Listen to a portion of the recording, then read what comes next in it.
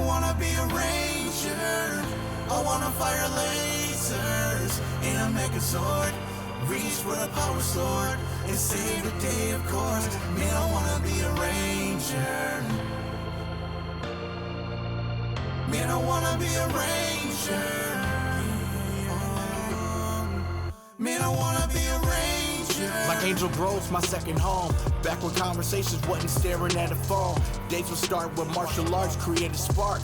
Hate attorney and your journeys will fill off the charts. At any start, the time you counter the stress. Focus and powerful to be lifting the powerless. I would be the best, put you all to the test. Make sure I put all motives of evil straight to rest, so no monsters can harm me. Call my sword in the darkness, Charlie Murphy. Surfing turf, cause for sure you're seeing what's at stake. It's rare, you'll never see me walk down to any affair. From the fireballs to the tiger sword, gleam with the power sword. A villain will be the saviors of what they bargained for. But what it's worth, I'll say more than the planet Earth. Count every vessel of the universe. Man, I wanna be a ranger. I wanna fire lasers in a megazord.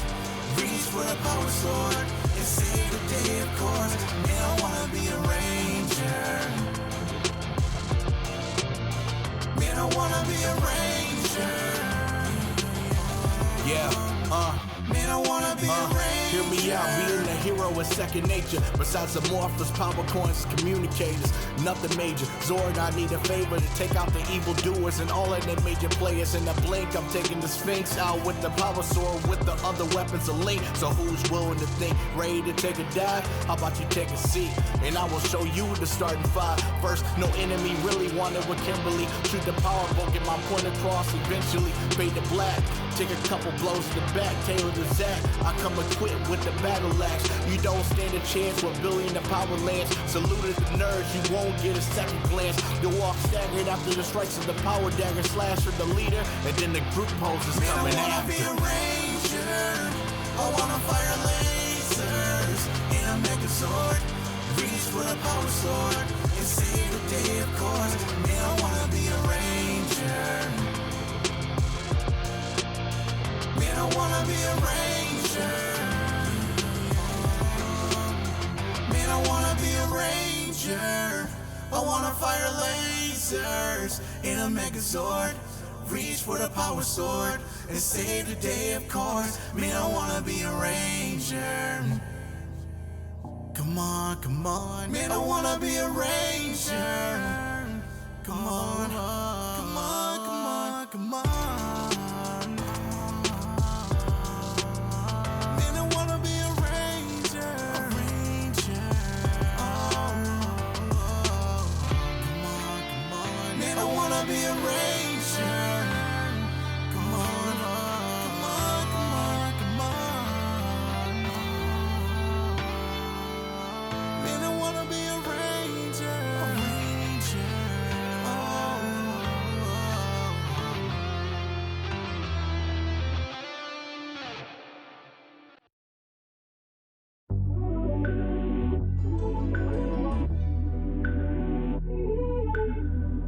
Yeah, I gotta say I love being a Power Ranger, but there's a lot of things you gotta remember when you're given that responsibility and that morph on your belt, you know?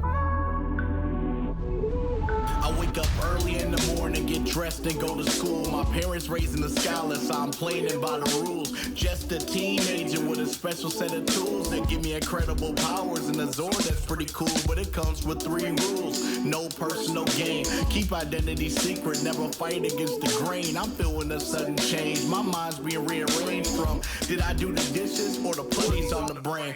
Most of the afternoons are used perfecting the craft, kicking, punching the bag, study science and math. And Rita is on the path, civilians on the focus. I'm huddled in this corner hoping nobody would notice and springing right into action. Power Rangers with passion. After hacking and slashing, the people started asking who are these heroes that save us on the day-to-day. The ones that don't wear capes is what I always say.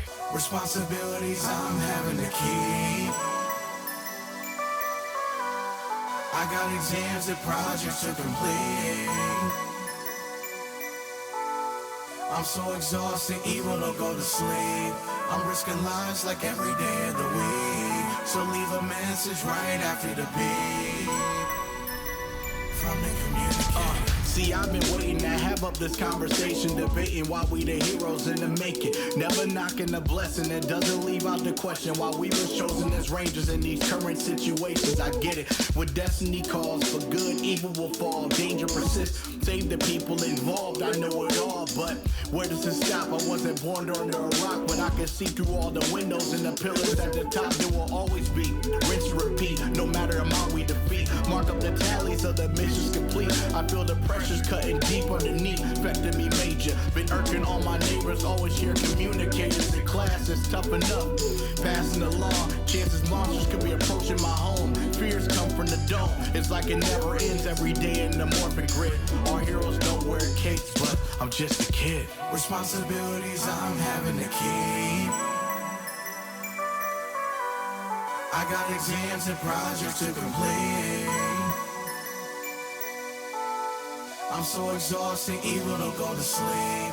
I'm risking lives like every day of the week. So leave a message right after the beep from the communicator. Responsibilities I'm having to keep from the communicator. I got exams and projects to complete from the communicator. I'm so exhausted, evil don't go to sleep. I'm risking lives like every day of the week. So leave a message right after the beep from the communicator.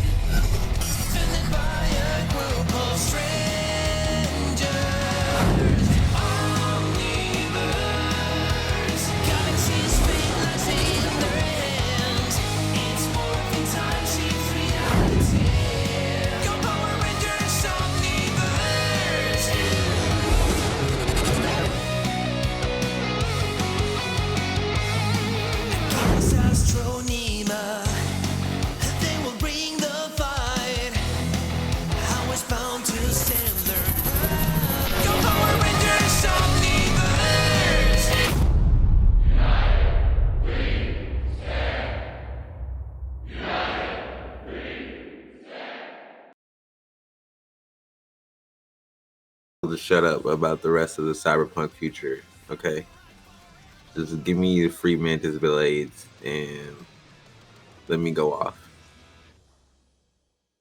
The workout regimen, man. I was going through my OneDrive and I saw pictures of myself from like 2022. It's like, God damn, bro, what the fuck? Streaming and working from home and just doing that for 2-3 years. Ugh.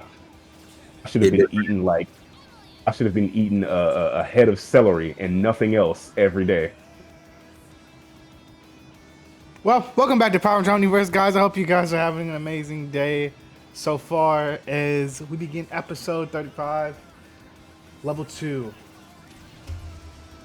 Got a lot to get into today. Got a lot of cool shit happening today, so stay tuned. But I hope you guys have an amazing one so far as we hop back into the dimension of the Omniverse Rangers. Now, just a small little recap because you should have went back and watched last session, but just to recap you on the final moments. The ship had hit a cosmic storm as Shane came and joined the team. All of the Rangers' colors switched. Noel is now the yellow Omni Ranger, Raven is now the silver Omni Ranger. Yanni is now the green Omni Ranger. And Weston is now the purple Omni Ranger. And Aubrey is now the black Omni Ranger. So, let's begin today. We got some interesting things to get to as the ship has somehow ended up on Shay. As it's a lot of the ship is broken, there's hole breaches everywhere. There's these monsters going around sucking, draining energy out of each of the Rangers, specifically the Morphin Grid, and making them a bit weaker and a bit more scared as things go on here. So, let's begin today. We're going to pick off right where we left off. And without further ado, let's hop right into it. As we begin with Noel and Aubrey.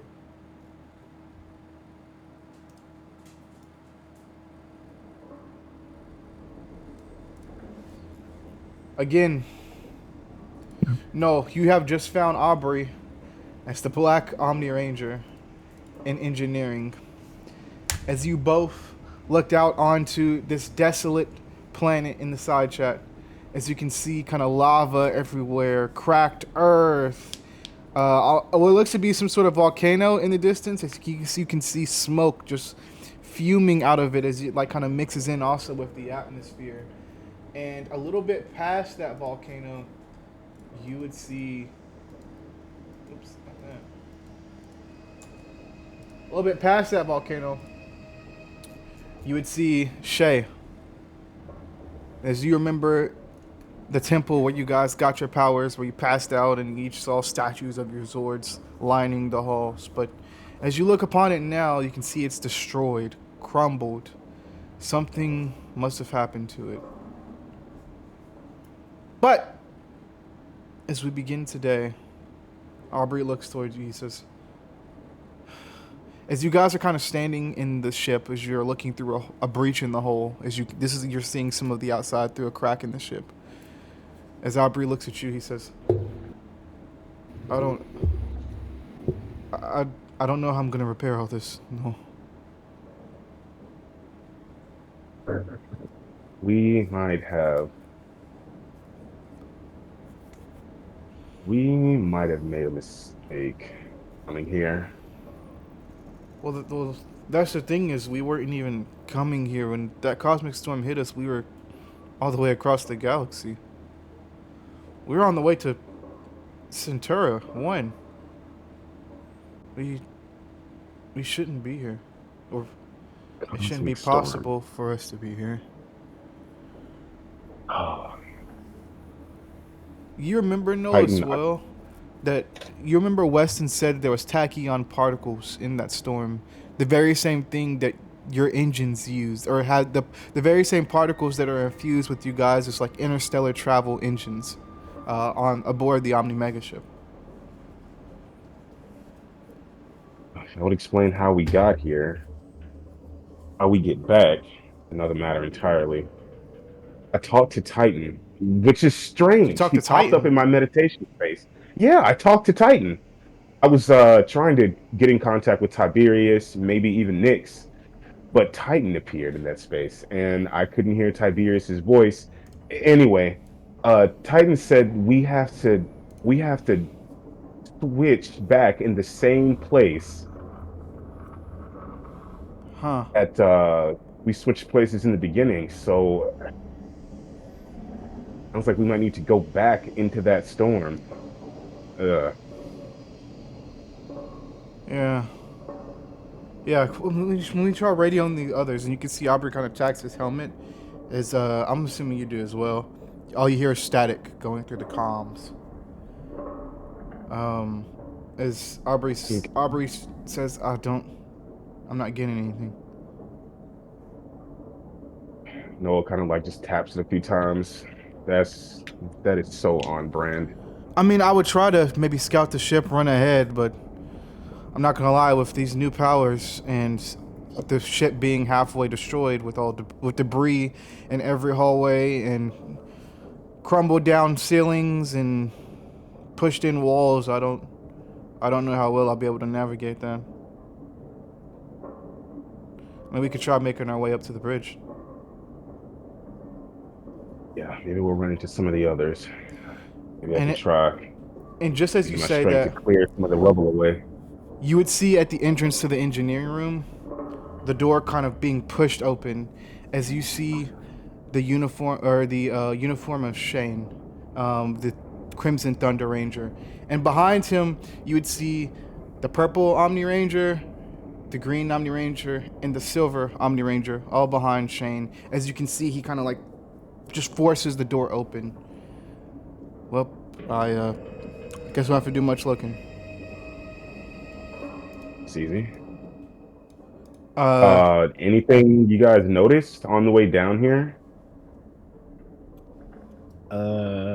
I noticed that Aubrey's now black and No's now yellow. and you would see that you could hear Weston's voice coming out of Xylus's suit. For a second, Noel would. Oh, that's Weston in there. Oh shit. This is gonna be weird. Yeah, Keep up we're with. pulling a Freaky Friday apparently. Yep. And Noel would kind of just look. He would point to the Green Ranger, Yanni, and then he would use his other finger, cross it, point to the Silver Ranger. RJ? Yep. You got it right. Yep. Mm-hmm. Ah, okay. All right. Is any more anomalies we should be aware of before? I mean, obviously we're on Shane. I mean, not Shane. Shay. The only thing I can think of is maybe try to get up to the bridge, see if we can put some systems together, and do a scan of the environment around us, because this was not how Shay looked the last time we were here.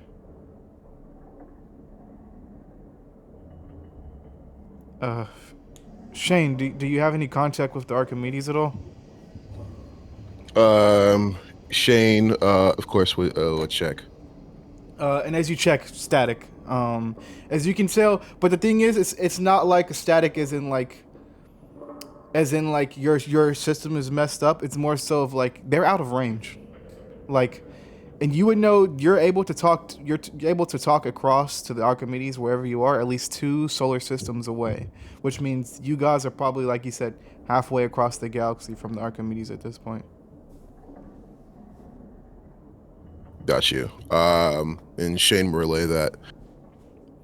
We had no contact. Contact for Archimedes, it goes pretty far. We're extremely out the way. God damn it. All right. We got anything to patch up that hole? I could try to find some duct tape. All right. Everybody, what else? Anyone else got any ideas on how we can patch the whole entire thing up? Anyone get an idea of where we are right now currently? Well, it looks like we're on Shay. Shay, you've never heard of Shay before, by the way, Shane. Aubrey says it looks like we're on Shay, the same place where we got our Omni powers. This is Shay. Yeah. I guess that must explain the whole entire reason as to why we're all mixed matched and everything like that right now. Interesting. All right then. What should we do? I mean, the only thing I can think of is the last time you can see Aubrey kind of points out the cracked side of the ship. The last thing I knew is that temple was standing and the sky wasn't on fire.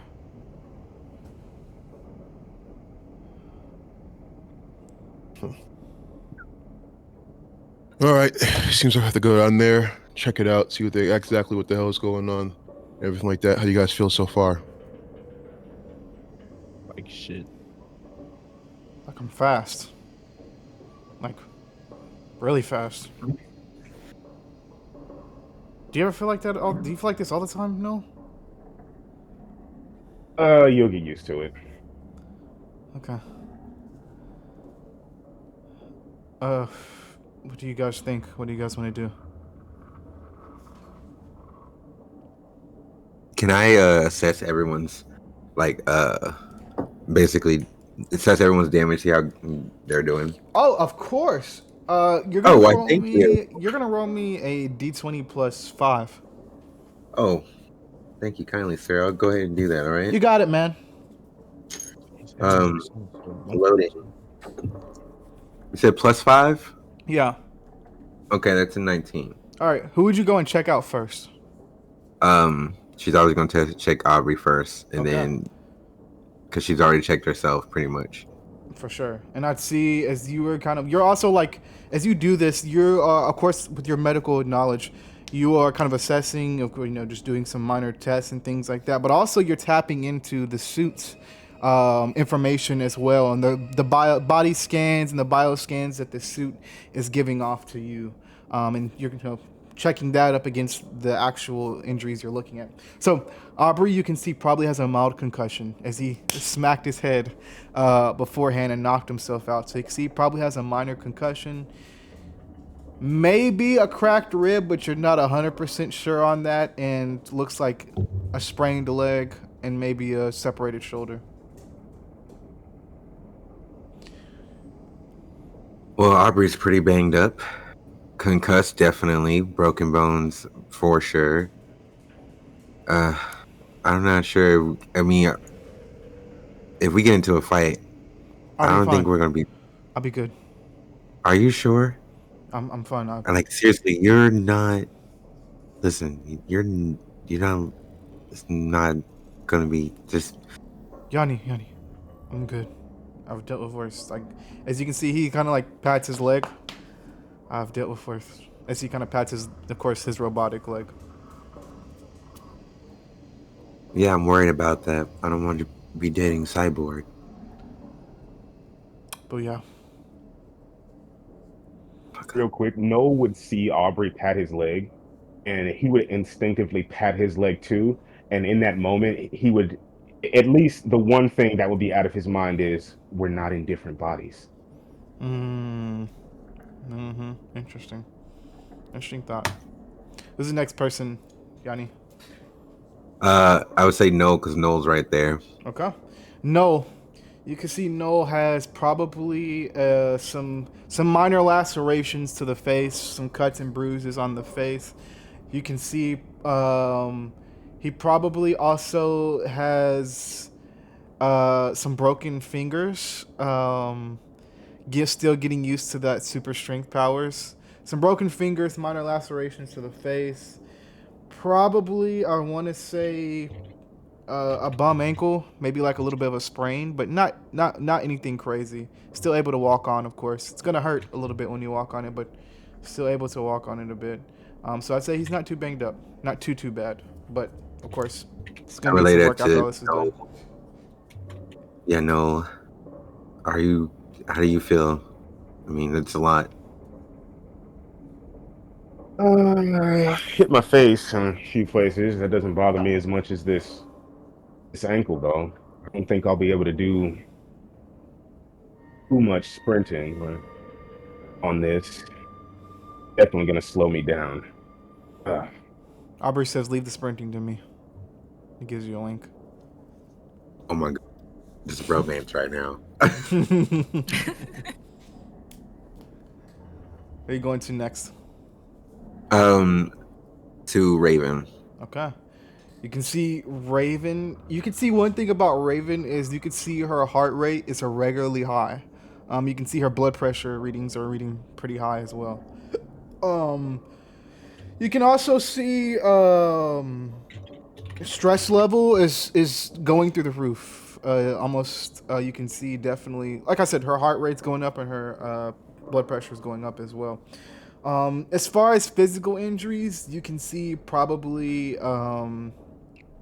you can probably see a little bit of a not how do I say it? Almost like a it's a good word. See, something's wrong with her spine. She's not. She's Okay. able to walk. I can't think of the right word for that. She's able to walk. Like nothing crazy, but you can see definitely something's wrong with her back. You can see she has a little bit of a tension in her shoulder. You can see she also has some minor lacerations to her face, cuts and bruises, busted lip, bleeding from the nose a little bit. You can also see that her her energy levels, as far as morphing energy and like body energy levels, are at not all time low, but they're pretty low. As you're kind of like looking over her. I also meant to ask, what is the integrity of their helmets? I would say that 19 you got it. I'm not gonna ask you to roll again. You can see out of everybody, Shane's look to be the most messed up out of everybody. You can see Shane's integrity is probably at a good 32%, and not fastly dropping, but like it's a steady decline. Probably the next one up is Weston's. You can see his is probably about like a 48%. Next is probably Ravens, which is at about a 55. Right after that is probably Aubrey, who's at a cool 58. And then Yanni is at probably a good 68, and then Knowles looks the best out of everybody. He's at currently a 72%. You and Knowles, Yeah. with just doing the calculations first on Shane, he probably has an hour left of oxygen in his helmet. It seems like you're gonna be the worst for wear out of all of us, Shane. We're pretty banged up, but the integrity for your helmet, you're losing oxygen faster than you should be. We How had much I got to left? about an hour. All right, I guess we got an hour then. Let's go find repairs. Let's find something. Yeah. All right. Aubrey looks at you guys and says, "All right, what do we want to do? We want to head out towards the temple, or start to scour the ship to repair?" Well, I said whoever the temple. stayed. I mean, we're still gonna need those repairs too. Yeah. If we go to the temple, just be prepared, and be careful, okay? All of us. Yeah. We're fighting using different powers, so we're already at a disadvantage. So let's not cause any other further damage. All right. Shane, can you roll me a d20 plus 3 with advantage? Yeah. But I'm ready to go when you guys are. Yanni would try to find some supplies that she would like medical stuff that she can get for the just in case. You find For some. Shane and everyone else. You find some splints. You find some gauze, some 16. anti-aesthetics. Sick. Some anti-aesthetics. Some splints, anti-aesthetics, tourniquets, and a few bottles of aspirin. That's about it.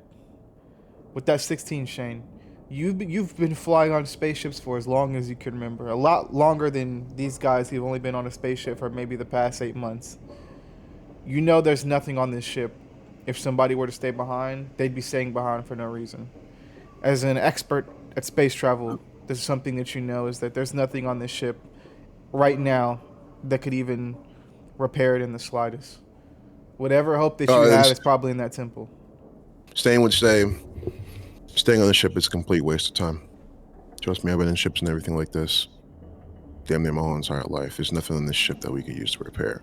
If we had it, we already found it. We already used it. Oh.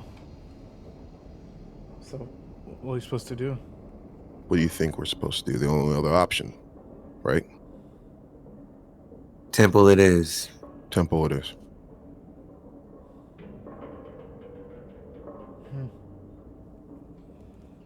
All right, everybody, you want to take a moment to yourselves and prepare? And then I guess we can head out. You guess? Yeah, we can head out. Yeah, we can. Everyone, take a moment to yourselves. Aubrey, I need to talk to you. Uh, yeah, yeah.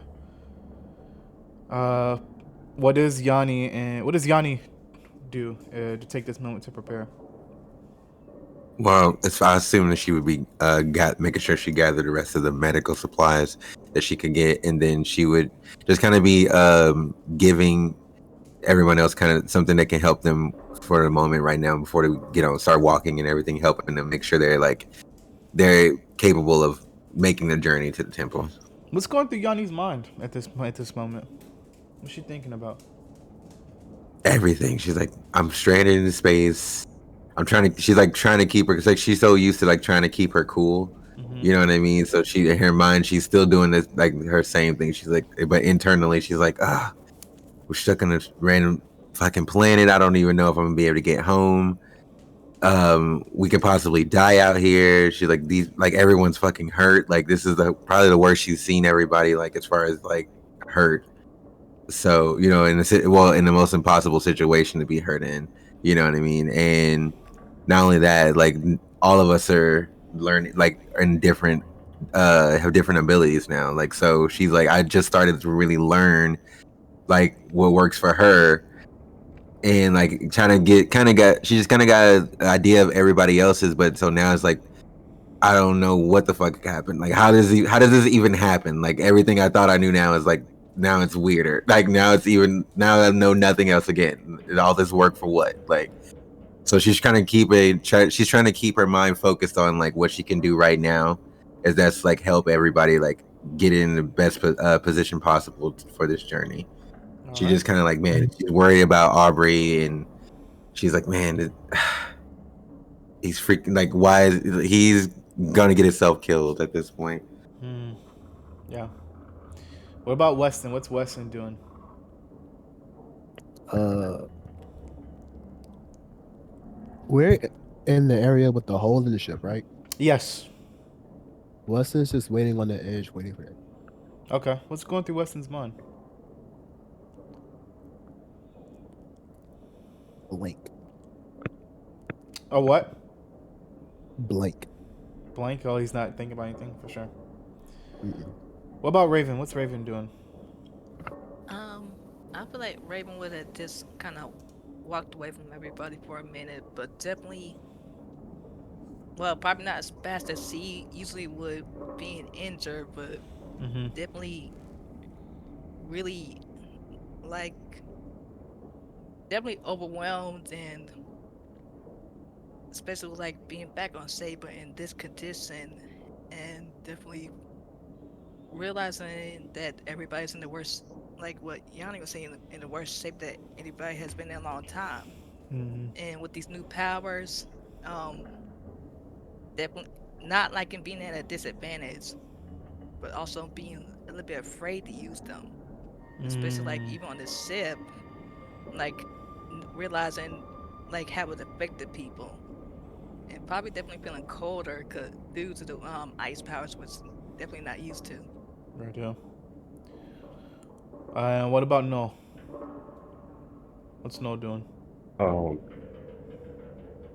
Noel would be he wouldn't be like in the opening, but he'd kind of be in a place where he could see um just the opening and the planet before them.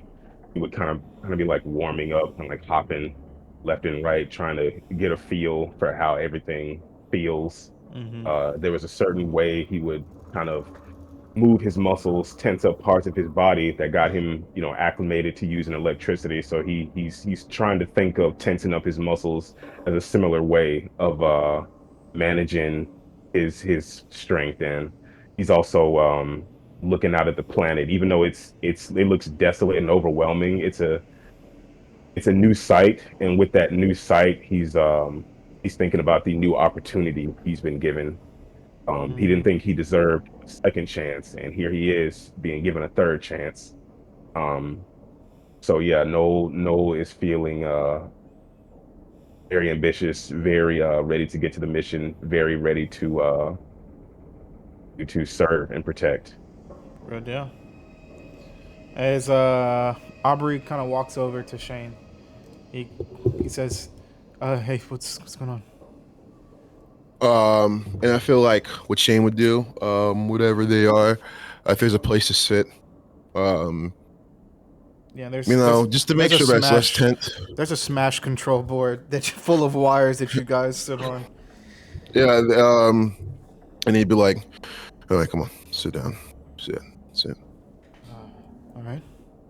And yeah, as you Shane is sitting down and everything like that, I feel like for a second, you see, I'd say Aubrey, you see for a couple of seconds, um, he's silent as he's almost just just almost like staring and like looking around the room. And I'd say Aubrey, you'd be able to tell that this is like the first time that Shane is actually getting a chance to let everything sink in, really. But he then says, "All right," and he of course would like I'd be like, "Okay, first things first. All right, one of the things I learned: you're not leading if you can't listen first. All right, so I need you to listen to me for like a minute or two. All right, just listen. All right, you can't learn anything if you're talking. Understand that? All right, first things first. I've been where you are. I am where you are. And I'm gonna tell you this right now. When it comes to being a leader, if you think it gets easier, it does not. The doubts, the fear, they stick around. But hey, so do you." And then he would tap like beside his helmet. He's like, "Up here, that's where the real fight is. You gotta decide if are you gonna let it beat you, or are you gonna look it in the eye and say, not today, not ever." Right? I remember when I first led the Archangels, I thought I had to be perfect. I thought I had to be this machine. But at the end of the day, life does not work that way, kid. Life is gonna hit you hard. It's gonna knock the wind out of you. When you're lying there and you're staring at the sky, wondering why the hell you even got up this morning, that is when you're gonna figure out who you are. Not when you're winning, when you're losing, when you're broken. And in these ranges of yours, they're not following a title, they're following you. Your guts, your grit, your will to keep swinging when the whole entire world's telling you to quit, right? And you think they don't see cracks in you? They do. And that's good, because that means you're real. That means you're human. But being a human is not some type of excuse to stay down. It's the reason that you're going to get up. And you know the secret? Every single time when you get up, no matter how much you get beaten down, no matter how much you get broken, no matter how much you get your ass kicked, as long as you stand up, they're going to respect and love you more, because at the end of the day, they know that you're doing it for them. So here's the only question that matters. Are you going to sit down and die? Or are you going to stand unshaken? Which one is it? Now go lead your fucking team. Even Shane would get up and walk away. We're gonna have an inner monologue of Aubrey real quick as he kind of stands there. He kind of sits on this smash control panel, he's looking down at his feet. As he, of course, this is all in his head, but he says, how did we get here? I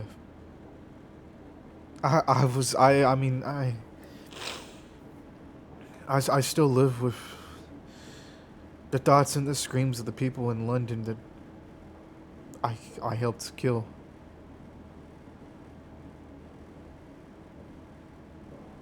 I know we don't talk about it much, but that was my fault. I mean, I got my morpher taken away. I was the first at that. I'd wake up on this ship drunk, fix some things, drink again. and then look at myself in the mirror and wonder, how did I get here? And then one thought would lead to another, and the thoughts would just spiral out over and over and over again, and I couldn't make them stop. And then when you see somebody die that you can't protect, and you see all the people that count on you, that look up to you, that post on social media that they love you, and how do you drown that out? How do you live with yourself? How do you stand unshaken? I've already seen 2 people lead a team, and I'm not them. These people know how messed up I've been. They've seen me at my lowest, but I mean, is that enough? Is that enough to gain their trust on decisions? How do I know I'm not going to lead somebody into the wrong building? How am I know I'm not going to kill somebody?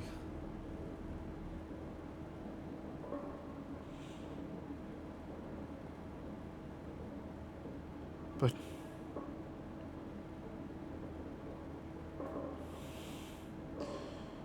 there is no try. Only do. And that's what I'll do. Aubrey kind of gets up and walks over to everybody else. Alright. Here's what we're gonna do.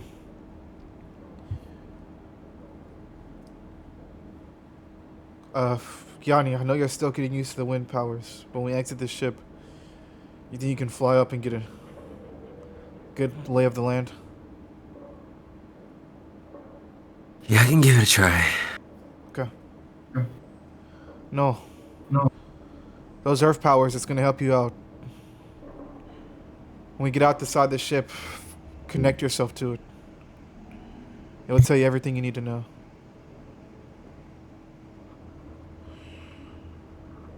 Weston,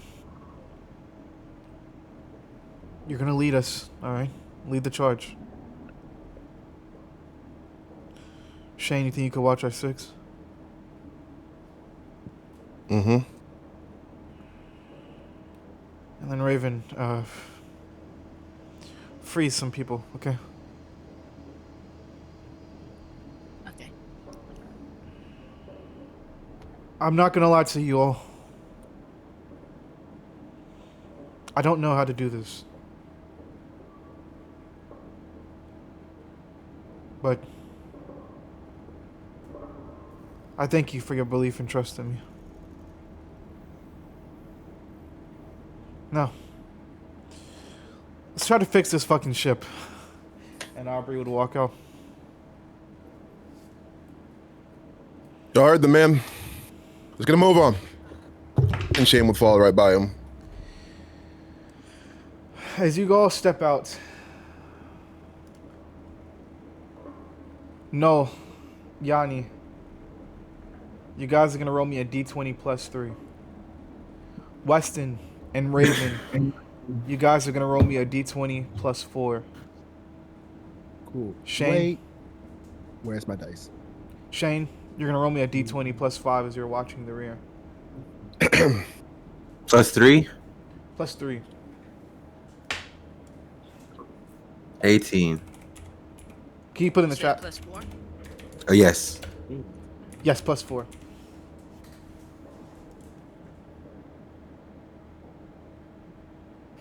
Well, this is off to a bad start.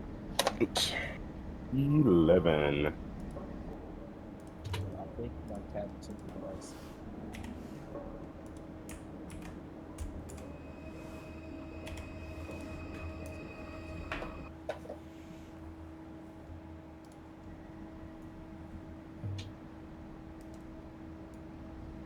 Oh, found fruit. I knew you had it in you. Oh, baby. Alright. We're gonna go to Yanni and No first. Yanni, what do you think about as you exit the ship to get you up into the sky? She thinks of. She actually thinks of like waiting water, like how floating on water feels for her. Mm, When she's like in the ocean, if she's surfing or not, it's just the weightlessness of the water, how she feels when she's in it.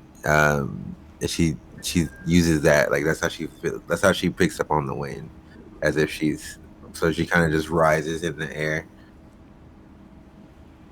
as you kind of rise in the air, you can almost feel, of like you said, that feeling of waiting water, but almost like this extra push kind of lifting you up as you can feel the wind lifting you higher into the sky. As you scour the environment, there's a couple things you see. You see, of course, the crumbled building, probably about 120 feet in front of you. Probably, no, actually, probably about 200 feet in front of you. The crumbled temple. Around the crumbled temple, though, you can't make out exactly. Actually, you see this.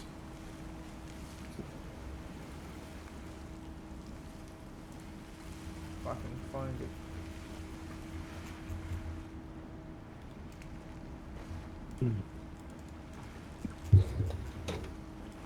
Got a crumbled temple, like 200 feet, maybe like north of us, and there's something very huge a little bit further than that. You see about Some four of those things, all surrounding the uh, temple. they're surrounding the temple. It's like four of them. I'm gonna like kind of use it, like basically send an image to everyone's HUD. All right. Thank you, Yanni. So You can yeah. come down.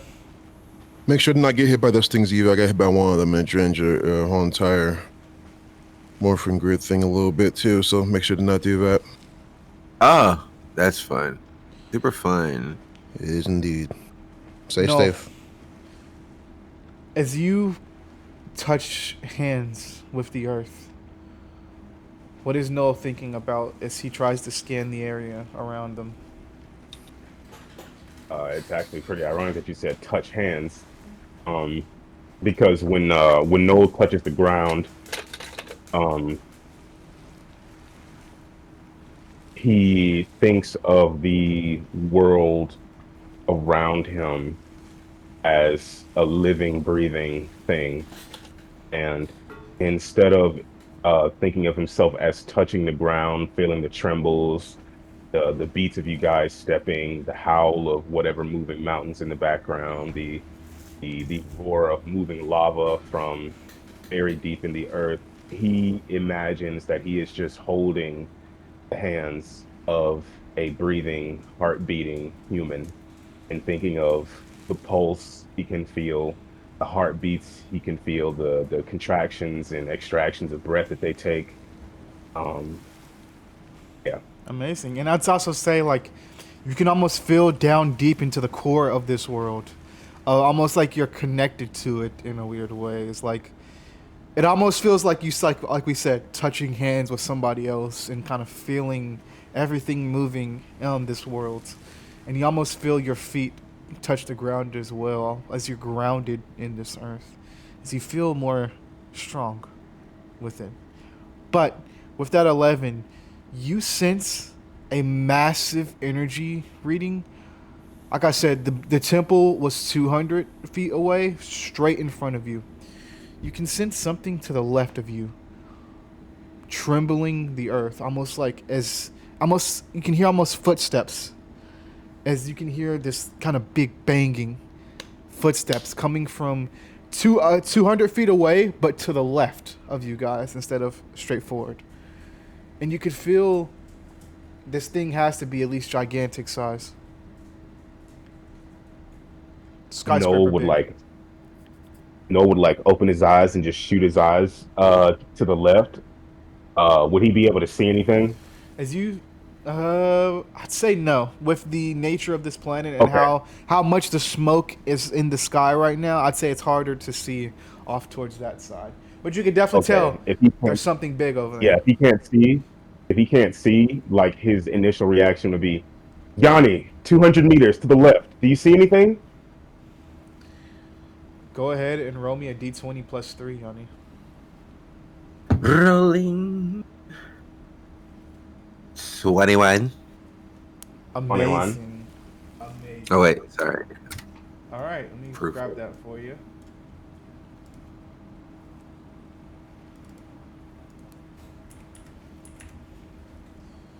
You see this thing.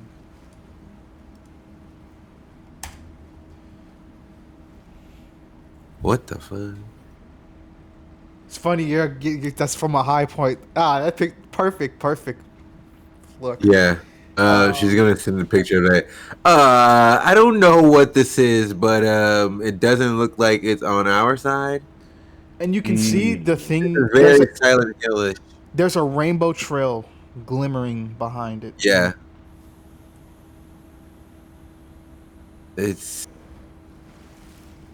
Maybe this is what's making those monsters? It seems like it's got what I can assume is morphin grid energy trailing behind it.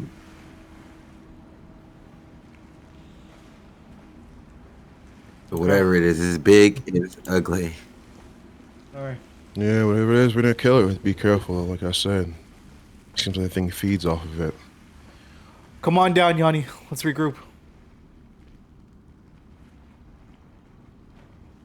As you float back down. All right. Weston and Raven. Good rolls, Weston and Raven. Actually, Weston kind of dog shit. But Raven who ain't made up for it. You know what? I quit. But with those rolls, Weston and Raven, each of you would see, get a better look at these figures in front of you guys towards the temple.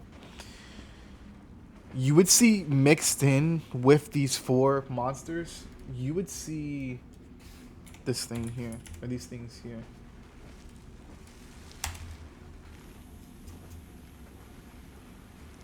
Not these fucks again. I'm sorry.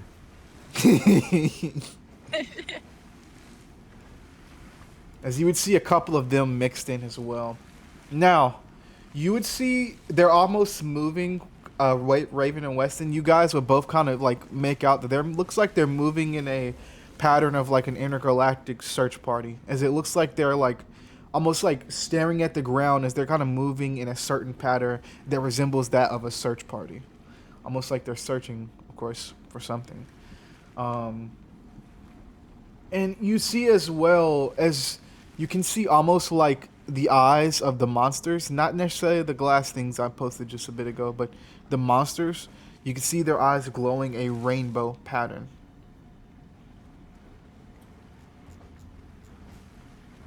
So you can report that back to the team. Guys, I see different kind of monsters. Looks like they're searching for something. And can I scan the area to kind of send an image back to the group? You're just trying to send the image back to the group?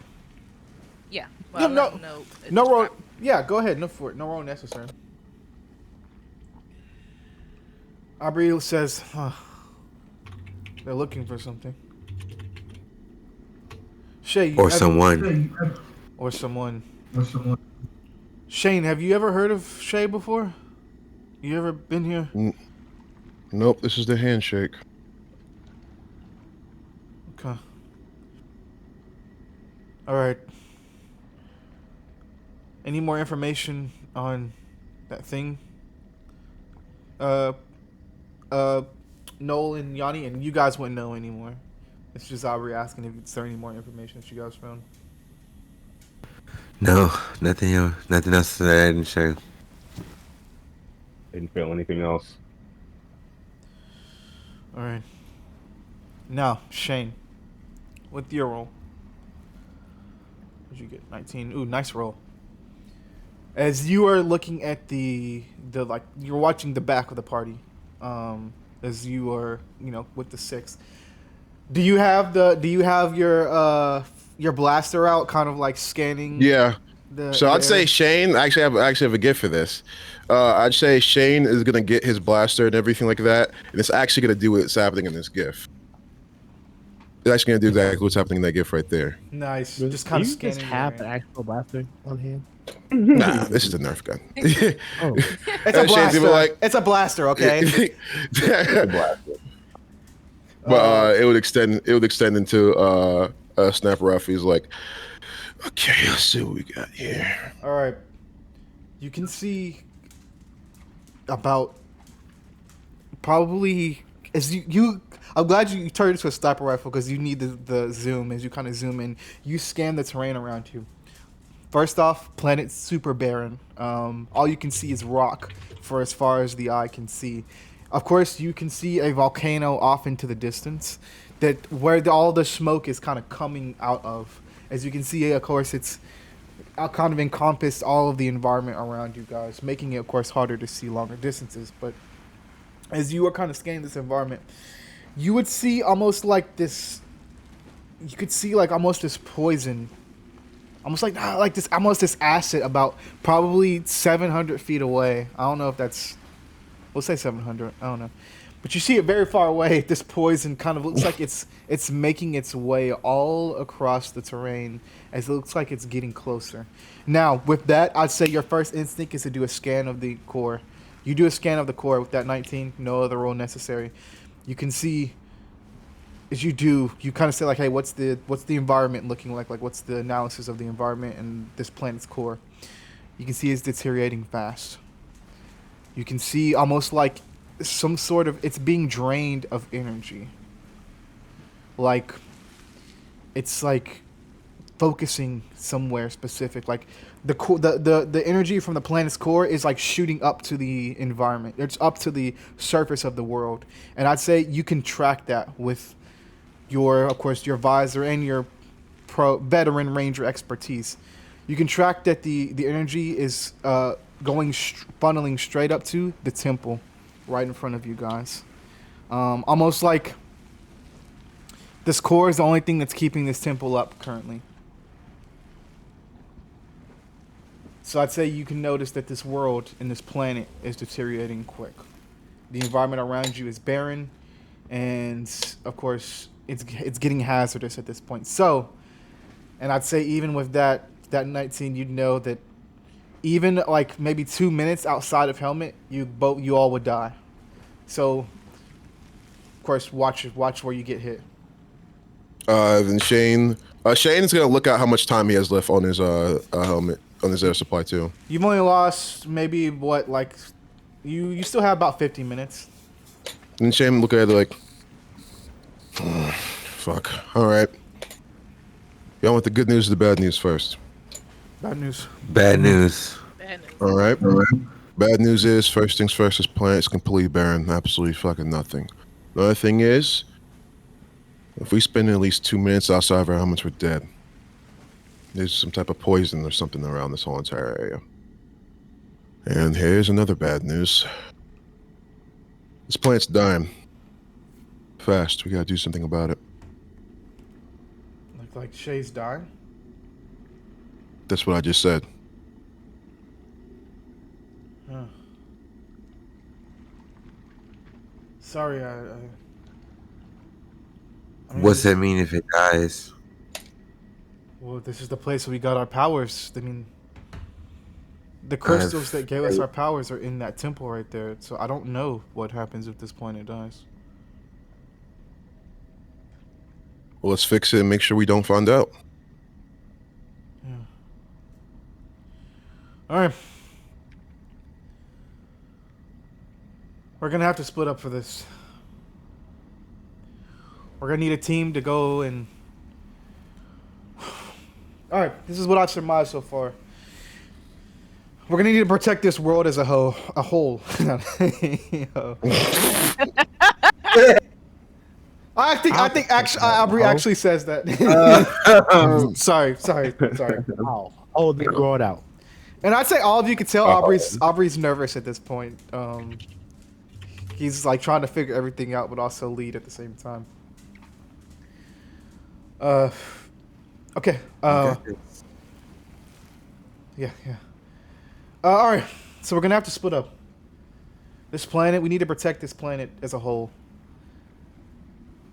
Which means we need to take care of that monster in the distance. So, we need a Zord team and we need a fight team. Now, I'm sure we're all going to be using different Zords. Depending on, well, of course, with our power switching. But the only person that hasn't had a new Zord, as he kind of looks to Shane.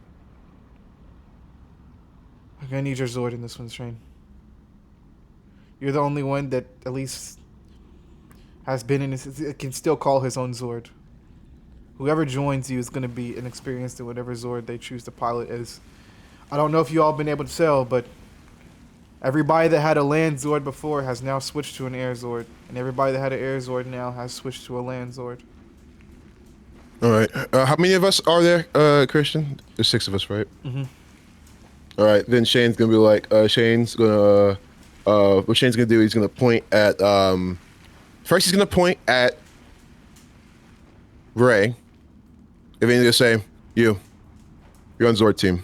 And then he's gonna point at no, you too, as well. That's my All right. team. Sounds good. No, you're going to be in Titan. Okay? It's a lot different from flying. Alright? You're going to need to use your whole body to think about how to do this. Raven, you're going to be in Yanni's Falcon Zord. Yanni, do you have any advice for flying? You're pretty. You know, flying is like just same thing as before. Your emotions are everything. You'll feel it. Trust me. It'll tell you how to. It'll tell you what to do. Alright. Shane's gonna say, all right, which one of you is the best shot of you 3? As he's looking at the 3 of you. Wait, what? He said, Wait, which one of you is the best shot? Oh, he's looking at the rest of us.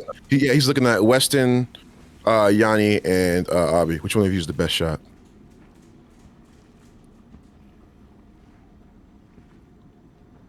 Yanni, And he's gonna give you his gun. Wait, what'd you say?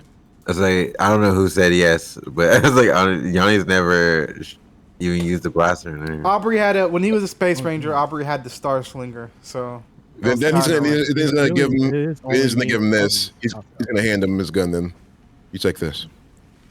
You sure? Stop fucking asking questions. Yeah. Yeah. Weston, here. Yeah. Here. Use it well. Isn't to give him a shield. Gotcha. I'm coming back for this. Brandon, buck it up. Promise. All right. Alright. Yanni, you seem like you're gonna be, well, the most stable one of all of them. So just make sure we're doing good. All right. I'll send you whatever I find. Good. All right, Zord team. Let's suit up. Alright. I'm gonna have Shane roll a d20 and Yanni roll a d20. It's a flat roll. Dun, dun, dun, dun, dun, dun, flat rolling the d20 and go. I got a 3. Big, 17. A very stable 3.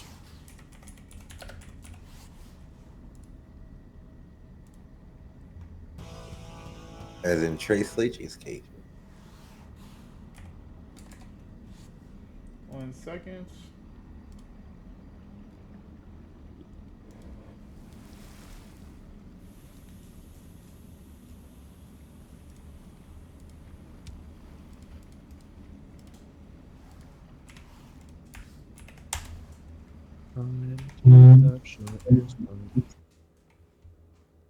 Shane's like Black Captain America. Yep. Alright.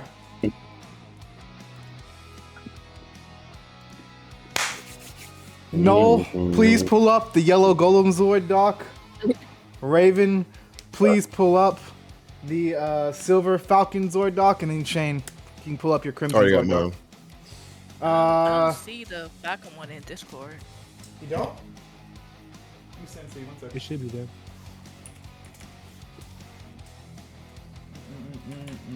Oh, it's not there.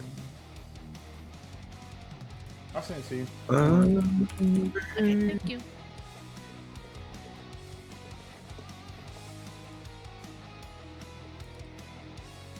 King's Astro.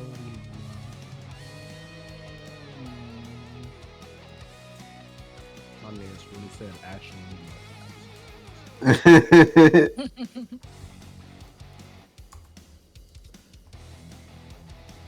All right.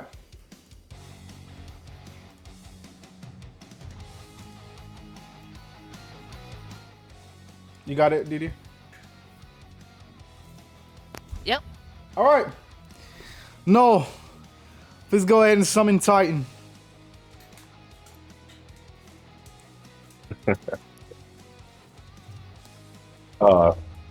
So no, I guess he would like kind of hit his like activate his morpher.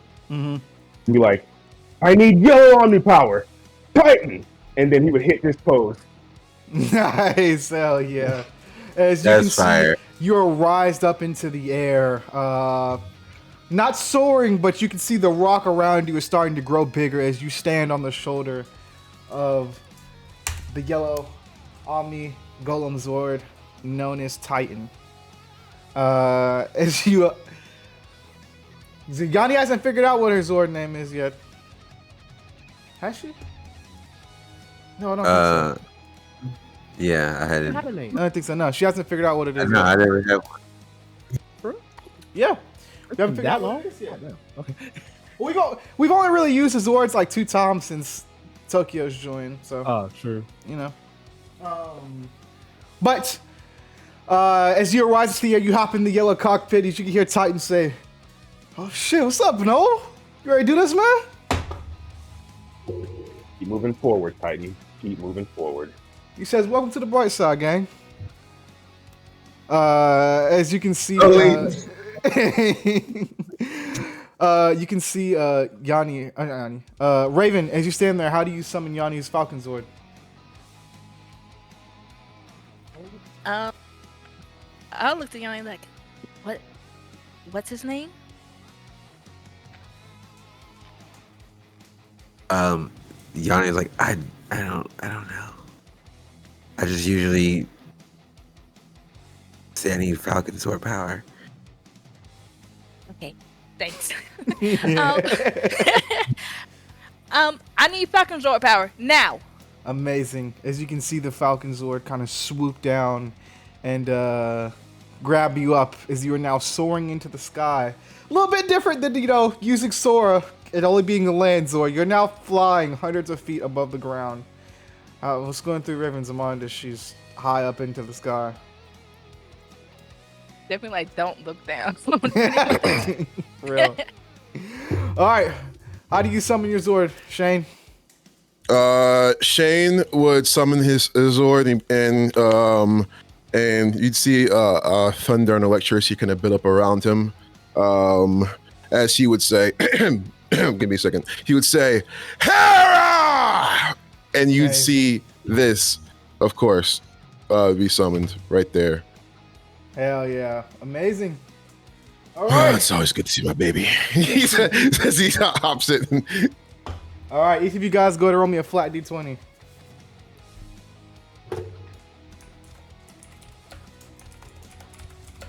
Everyone or just them? Just them for now.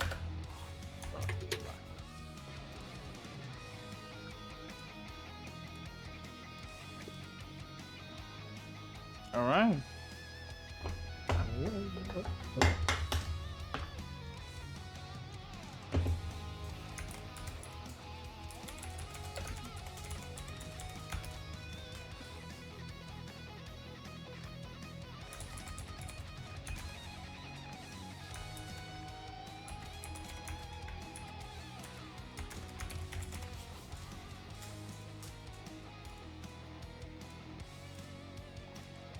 All right. Again, just to post a picture of what they're fighting. Find this big thing right here. All right. As the monster has the first move, as each of you guys are now in the cockpits of your Zord, as all of you kind of move in closer towards this big thing, you can see it like looks at you guys almost like studying you all a bit. As you can see, like the things kind of floating above its head start to kind of swirl around its head. It's almost like does like a dog trying to understand something. You can see it kind of tilts its head and just kind of studies you all a bit. And as you all get closer, you can see the trail behind that it's like, walking around. That rainbow trail turns to solid red. You can see its eye turns red as it shoots a laser straight at Shane and the Crimson Beetle Zord. All right. Go ahead and roll some D20s.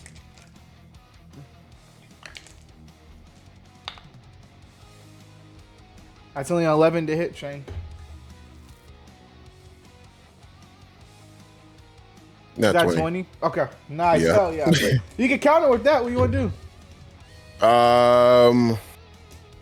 With that, he's gonna counter, and he is going to use Spartan shells. The Insectizord lines up a shot towards the enemy. Shane uses his aim assist to traject a straight shot. Shane uses his main artillery and fires Crimson Artillery Shell. I'm going to roll 1d20 plus 3. On a successful hit, I will roll a 1d20 plus 3, done 30 damage. Hell yeah, go for it. Hell. 15. Amazing. That hits. All right. All right. Yeah. All right, let me roll the damage. Plus 3. 21 points of damage. Choo! Amazing.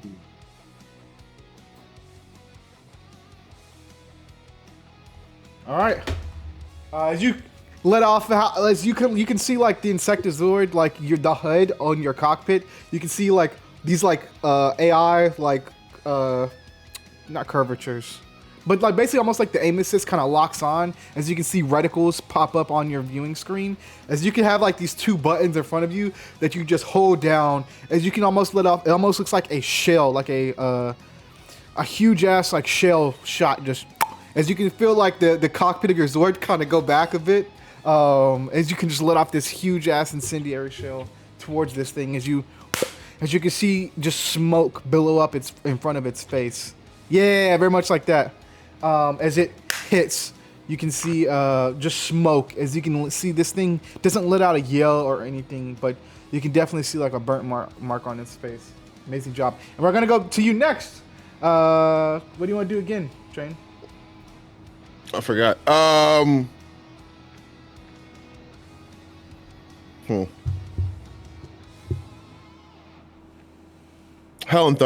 Hellfire and Thunder, equipped with 2 Gatling guns full of energy.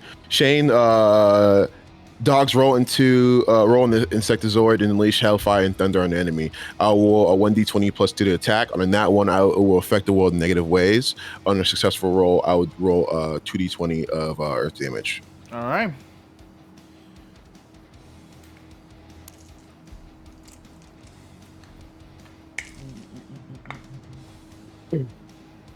That's a 17 My bad. for me. 17. All right, I'm gonna use all my inspirations then. Go.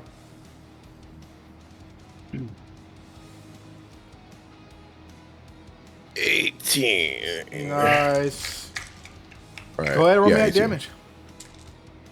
All right, 2d20 of earth damage.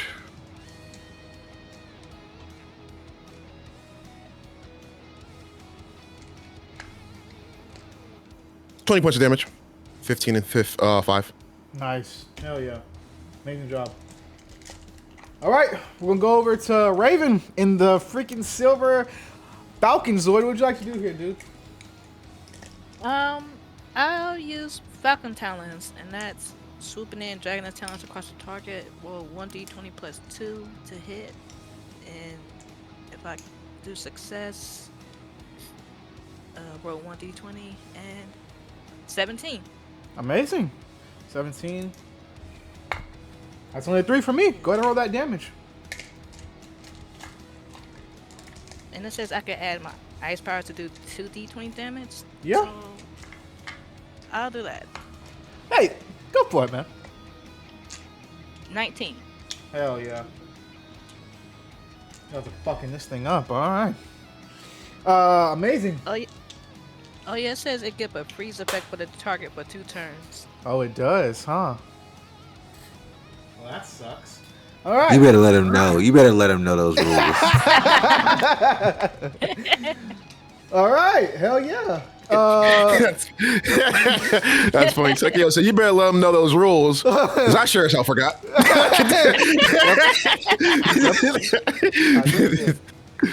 All right. Next is gonna be Noel in the yellow golem Zord. What would you like to do here at Titan, my guy? I think the first thing we're gonna do is play it safe. We're gonna go for a wall of stone. All right. What is that? What is that? The wall of stone, the golem summons a gigantic wall blocking the enemy for 3 turns of combat. The enemy will roll at a disadvantage. You will roll a d20 plus 4. All right. Go for it, gang. 21. Nice. Oh, that's already a bad roll. That's a 5. Yeah. That sucks. All right, so now I'm frozen and blocked in. Great.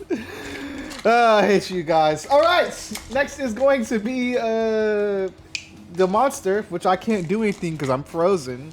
So Shane, go for it, dude.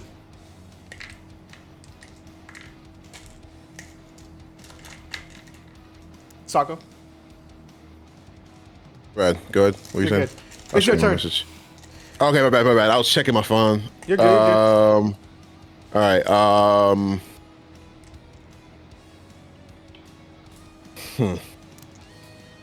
No, if it ain't broke, don't fix it. I'm gonna go for Hellfire and Thunder again. Go for it.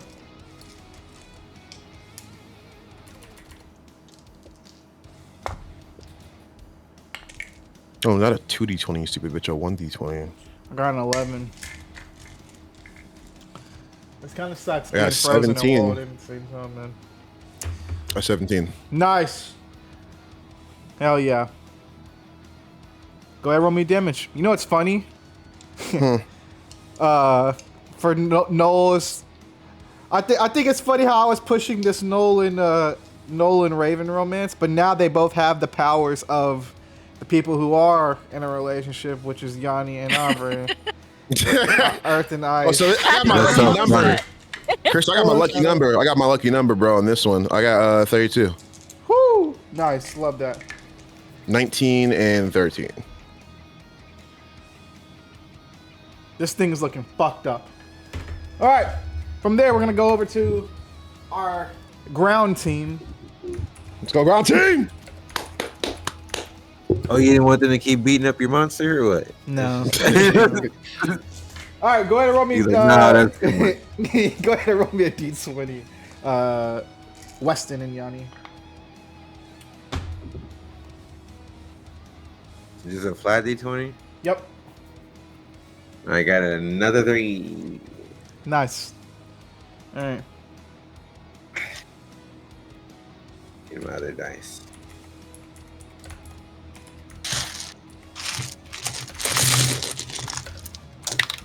That's a nice ASMR. I literally looked up, I was like, I wanted it to be as good as possible. No, Tony. I'm gonna let this cat roll the dice for me. Come on, Tony. We need an net, Tony. Tony. how's everyone's day going, by the way? Amazing. Very good. Thank you for asking. Pretty good. Nice. All right. First is going to be Morphin Monster 1, and I'm going for Weston. Muted, dummy. No, I'm not. What? You're muted, Christian. How the hell did I mute myself? What? I was saying, how did you mute yourself? I don't know. Like, literally, I saw you talking. I was like, why is he muted? All right. Computer muted you. It's like, nah. It's going to be Morphin Monster 1, and I'm going for Weston. Okay. Okay. As you Weston, can see, fuck that thing up, you Weston. can see these fuck things. that thing up. The eyes Dude, kind of I'm always glowing last. this rainbow smoke. What do I roll? You can roll me a d20 plus 5. Weston, you better not fuck up my shield, Actually, bro. you're gonna roll me a plus 4 because you're dealing with things you don't know here, and plus you're in a new suit, new power, so plus 4.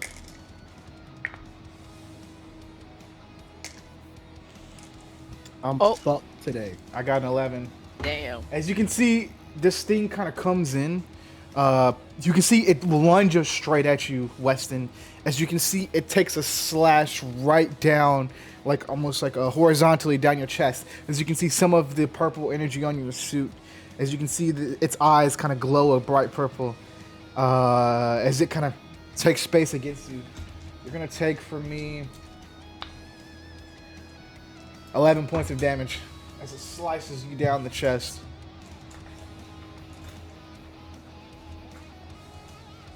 All right. I can see how today's gonna go. All right. Let me find some super speed shits.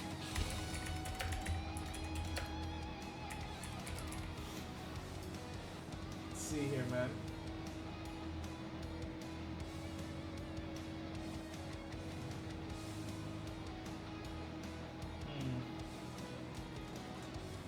Okay, I'm gonna go ahead and roll first for Aubrey, but I got a cool one. All right. This first one, of course, is gonna be for Aubrey. That's a 13. And that's a 2. Nice. Aubrey's gonna do this. As you can see, Aubrey looks at Yanni and he says, "Watch Weston." As you can see, Aubrey take off as blue lightning surges behind him. As he goes for this punch here, boom, boom, boom, boom. He just coming in, just punching, punching, punching. Nice. Amazing. You roll damage here. Well, only 3 points. But still cool. No, you had to see this from up there. Yeah. Yeah, what I'd say, Noel, is you kind of see Aubrey. You just see like this like line of blue lightning punching an enemy. Does Noel say anything to Aubrey as he's like in the Titan Zord? He says, try not to tense your muscles up too much. What?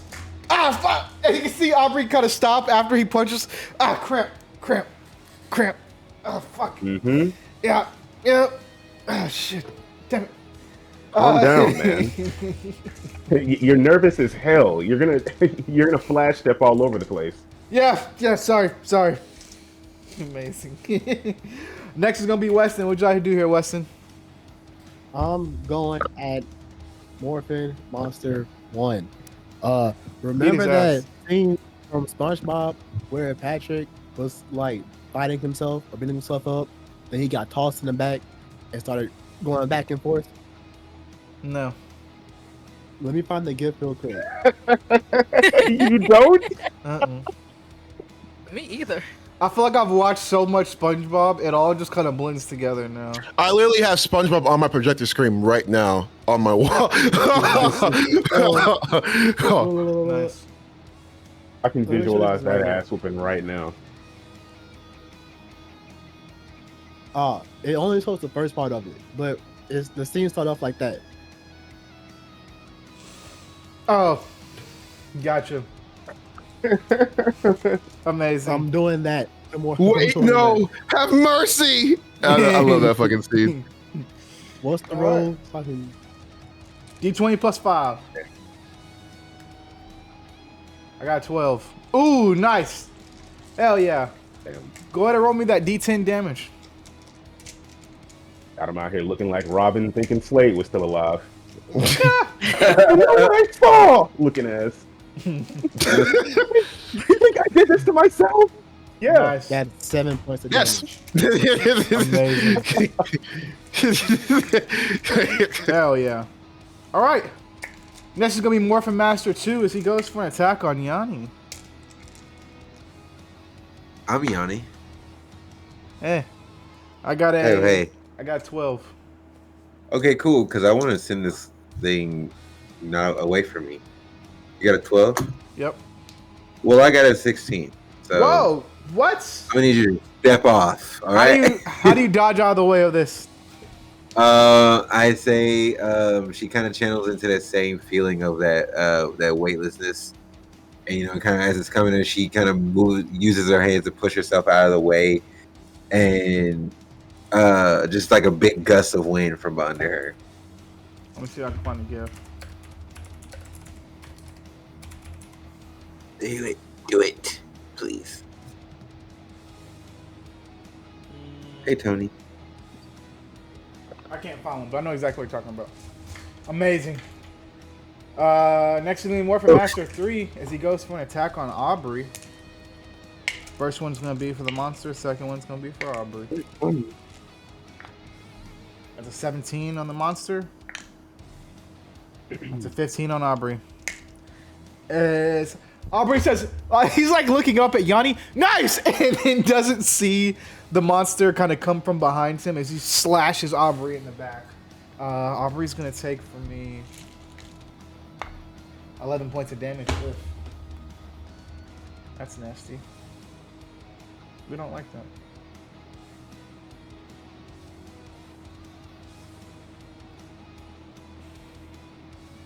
Amazing. All right. As we cut from there, we're going to go over to Yanni. What would you like to do, Yanni? Oh, me? Cool. I would like to try to typhoon these guys. I want to try to wrap them up in, just some good old-fashioned Sindel type of energy right now. Let's do it, dude. I don't know if you played with Sindel before Mortal Kombat, but... Oh, yeah. Okay. Aubrey hasn't, but Christian has. Yeah, Aubrey, obviously, because he can't beat anybody in that game. Okay. Anyway, Rematch. So she's going to try to That's a bring... 3.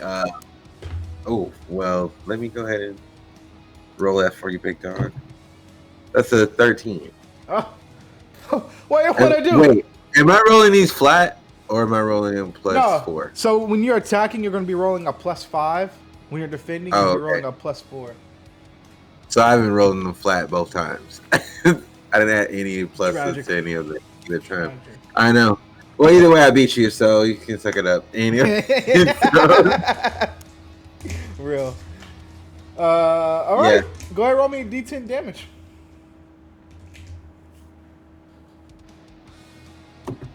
That's gonna be a good 4 there. Nice. Hell yeah. 4 points of damage as you kind of typhoon them and wrap them up as they smacking. And you got 4 points of damage. All right, we're gonna hop back over to the Zord combat real quick with Shane, Raven, and Noel as the monster looks back up towards you, Raven in the sky in the silver Falcon Zord, and I'm gonna take a shot at you. That's a nat 20.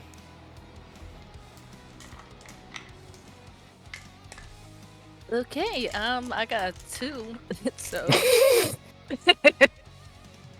put that thumb down. All right. Oof, this is gonna hit hard. Oof.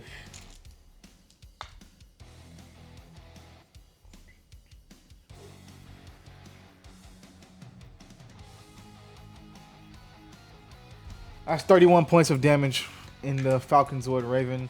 As you can see, this thing's like on its head, glowing rainbow energy shoots out directly towards the Falcon Zord. As you can see, the laser hits one of your wings. As you can see, it starts to smoke a bit as you are flying throughout the air.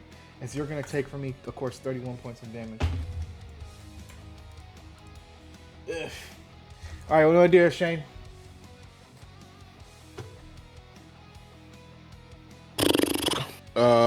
What should Shane do here? I'm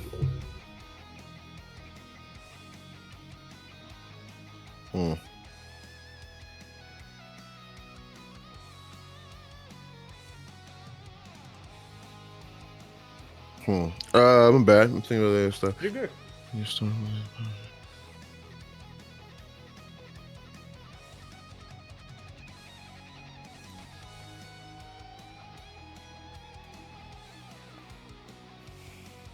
Amber.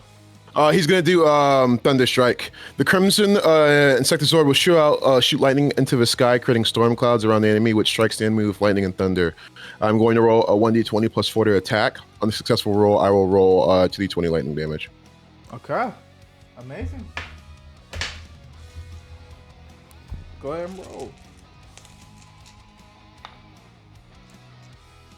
I'll be at 16. All right. I closed my app because I'm a fucking dumbass. Actually, I got disadvantage. Let me roll again. Oh, okay. Be a 16 because I got a nat 20. Damn it. That's plus 4? What does it say on your thing? I think it's plus 4. Yes! All right. 13 plus 4, 17. Nice. Go ahead and roll me damage.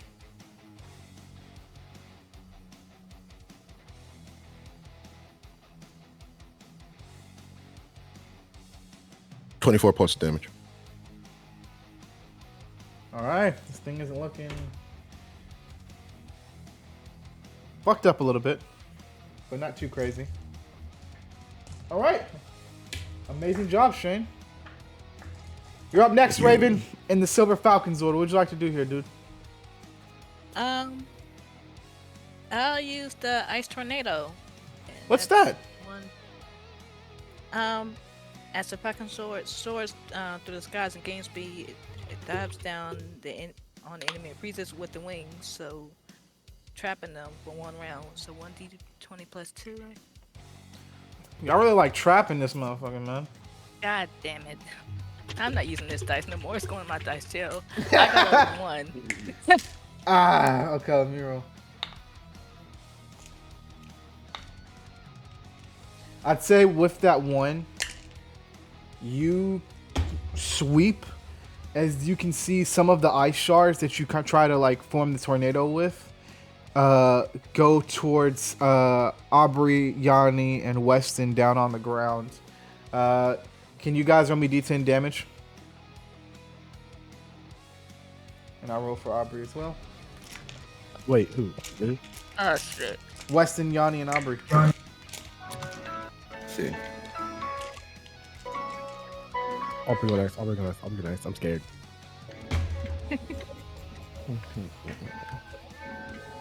F it, I'll go. Ooh, okay. 6 points in. Dang, I both got 2. I got 6. Ugh. All right. As those rogue ice shards go all disarray, and with that nat 1 hurt some of your friends, but not too bad. And of course, the ice tornado does not work on the monster. All right. Next up is Noel. What would you like to do here, gang? I'm thinking about if I should give you what you want here. Can Noel use repair? Yeah. Okay, Noel is going to use repair on the Silver Falcon Zord. Okay, and I'd say we've never used this ability before. I never got to use it because you guys really haven't got fucked up like that. Nice.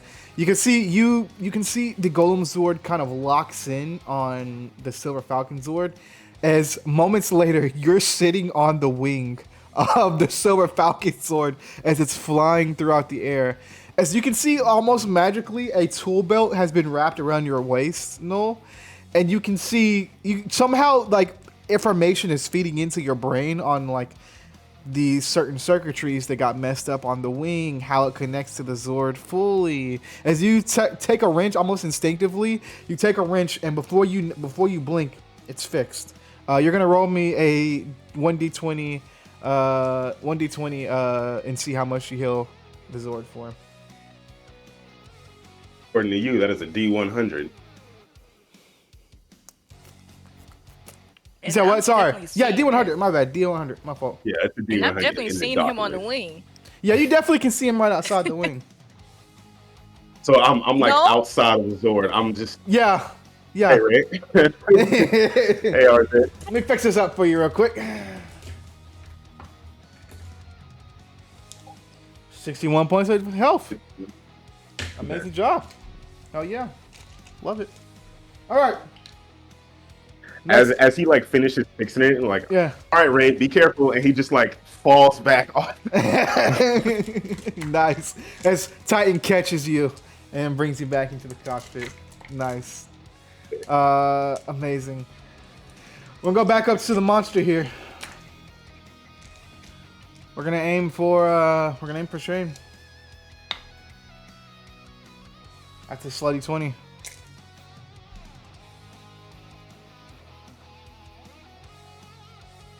Yeah, I remember they switched him, bro. Wait, what? What? 12. Okay. So to defend, would I get a plus? I don't get any pluses to defend, right? No. All right, gotcha. It's just to attack. All right, just making sure.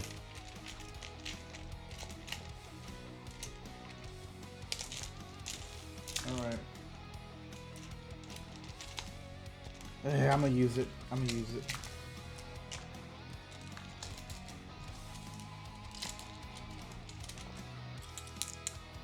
Ah, I'm gonna hit myself with that.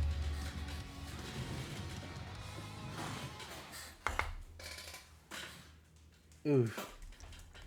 Your Zord's gonna take 75 points of damage from me, Shane. As All right. he uses the monster uses orbital strike. As you can see, it fires up a beam into the sky, and then seconds later, a rainbow laser comes out of the heavens and hits the Crimson Insectizord, doing 75 points of damage. Gotcha. 75 points of damage. Gotcha. Hell yeah! All right. How many turns was the wall of stone up for? 3 rounds. Yeah. Okay, that means after this time I can move, baby. All right. Next is going to be Shane. What would you like to do here? As you can see, you're in your cockpit. Some of your engines are not engines. Some of like the controls around you are starting to spark a bit. As you just took some heavy damage, Shane. What would you like to do? Thunder strike. What's that? Same moves last time. Okay. All right. Let's go for it. That's only a 4. Actually, it's a 7. 7. Not 20. Oh, guys. Go ahead. What's your normal damage? Normal damage is a 1d20 plus 4 to attack. No, 2d20. I'm stupid. 2d20. Go ahead and roll me. Go ahead and roll that d20 again. That 2d20. Okay. Well, what do you mean? So roll 2d20? Like you're gonna roll 2d20 and then you're gonna add 44 on top of that.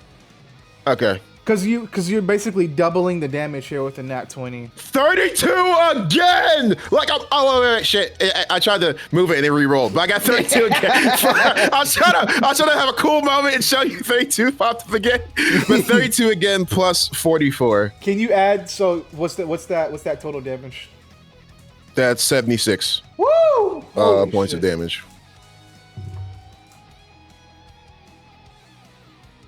And that's called a home run, people. That is a home run.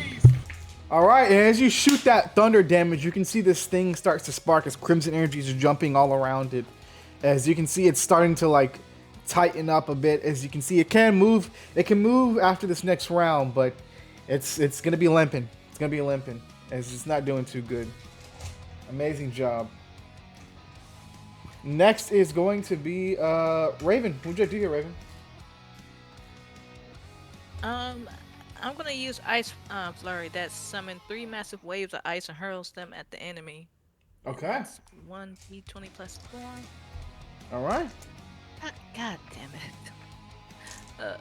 I'm 6. I got a 6 as well. Oh. You beat it. Beats it. You got it. Beats it. Okay, so then I'll do a 2d20 for ice damage on Yeah. successful roll. Yeah. Go for it. Roll it. 8. 8 points of damage. Mhm. Hell yeah. Hell yeah. All right. What you doing here, Noel? Noel is going to go for a Golem Smash. A melee attack, the Golem sends out a devastating punch. You'll roll a 1d20 plus 4 to attack. If the hit connects, it'll deal 2d20 damage. Aubrey can add, Noel can add his super strength on to the hit to add an extra 5 points of damage, and has an opportunity to knock the target prone for until its next turn. Note, adding your powers can only be done 3 times in a single combat. You will be drained and unable to do it after the 3 turns. All right, let's do it. Okay.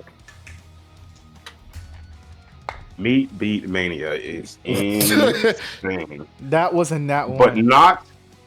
But not inaccurate. That was a nat one. Was that it? Okay, well. So this thing is automatically prone. Yeah, that'll do it. That'll do it. That'll do it. That'll do it. All right, so this thing's automatically prone. Go ahead and roll me damage. Woo! 30 piece? A cool 30 piece?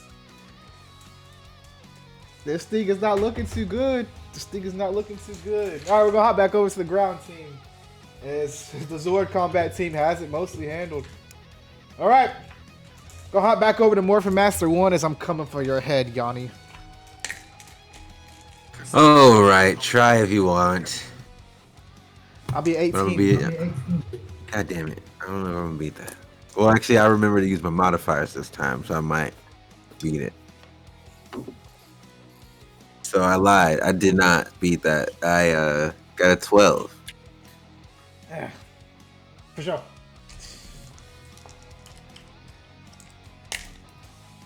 Where is it? Ah, fuck. Don't eat that, Qatar. It's 5 points of damage. Damn it. Okay. As you can see, this thing kind of picks you up and throws you across the battlefield. Please, no. As you get thrown into a boulder, smashing right through it. Okay, boulders. I'm so tired of boulders. So tired of I had boulders. a question and my mic is muted when I asked. What's up? I was gonna ask if I could block the attack with the shield, but it's too late now. Damn it, brother. Damn it, my mic was brother. muted, bro.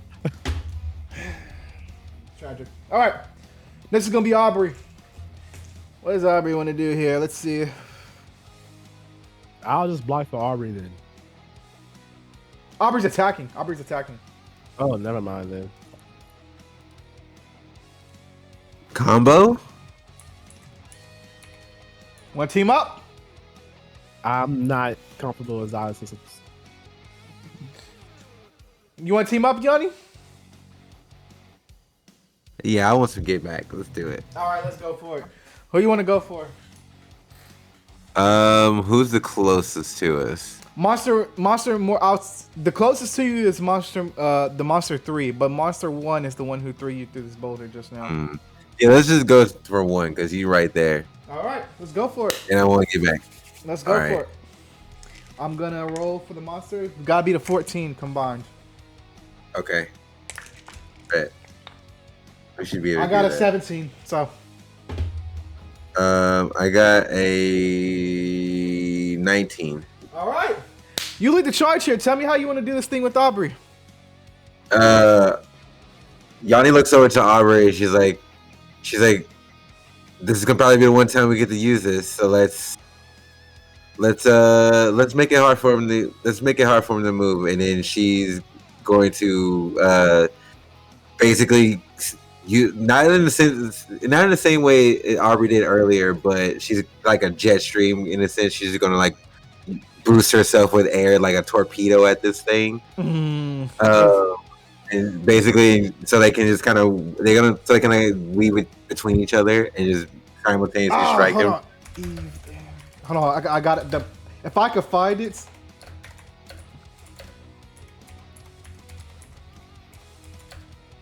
Welcome back, DD. We're doing a combo with your powers. All right, let me see if I can find this. I gotta find the picture since I can't find the GIF.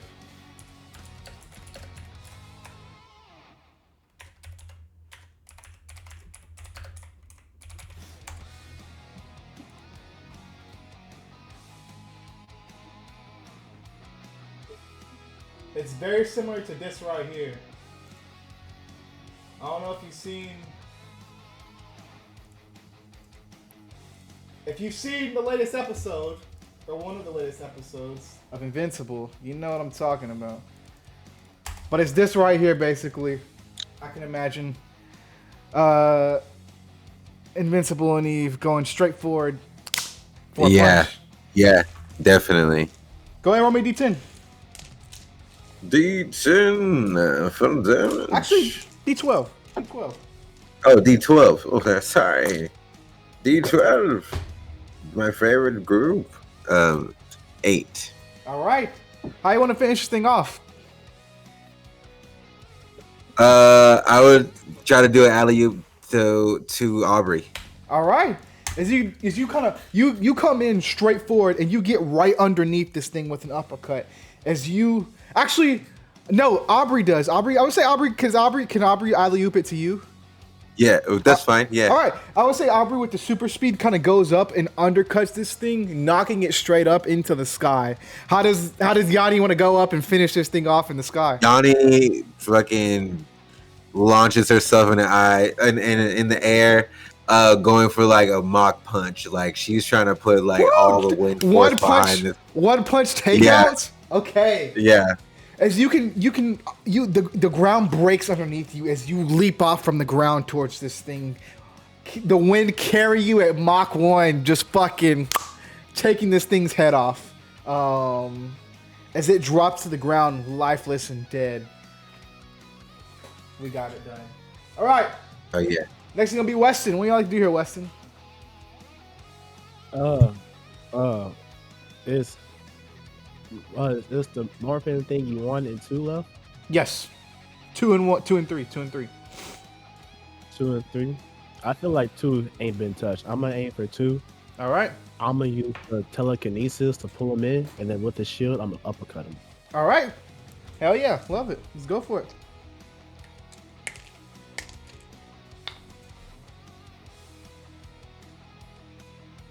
And it's +4. Yeah. Plus 5. Plus 5 because you're attacking. 21. Nice. I only got a 14. Go ahead and roll me that damage, gang. Go ahead and roll me that D12. Little cutie. You ruined it. Same. My bad. I my fault. Yeah. Same. I didn't. Especially with soccer here. It's crazy. Sorry. Hey, we don't talk about that in front of other people, all right? So I got something for you at the stream, bro. Ew. Okay, sorry. All right. The gun. It's a gun. Nope. Yeah, I'm gonna shoot you. All right. In GTA, of course, right? In GTA, No. of course. No, this is real life. No. These are real feelings. These are real thoughts. Yeah. Oh, okay, yeah. Yeah. All right. Let's That's double any more team Osaka. That's any more for Monster 2. I got a nat 1 against Weston here. Weston, you can act again. You can counter with this. Go ahead. Actually, no roll necessary. Go ahead and roll me D12 damage. Again. I want to finish this thing off.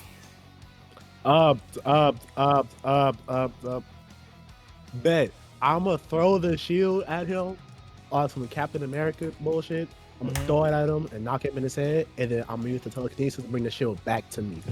Amazing. Just whoo, as you throw him, doom, doom, doom, and catch it right back in your hands. Let me see if I can find a gift.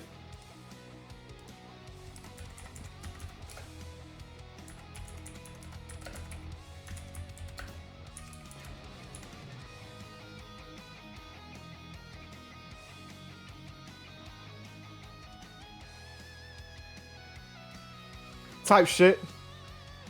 Type shit. Amazing. All right.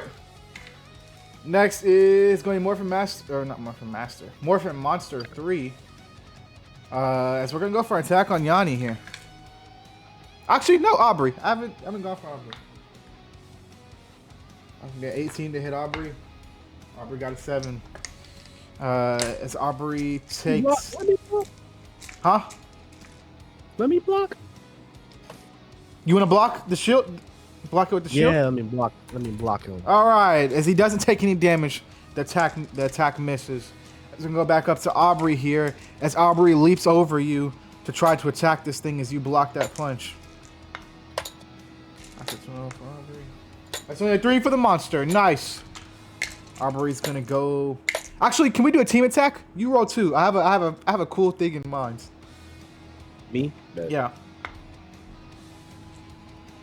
Because we can finish this thing off right here. Bye. I fucked up. I'm so sorry. Inspiration. Fuck it. No. Go for it. Go for it.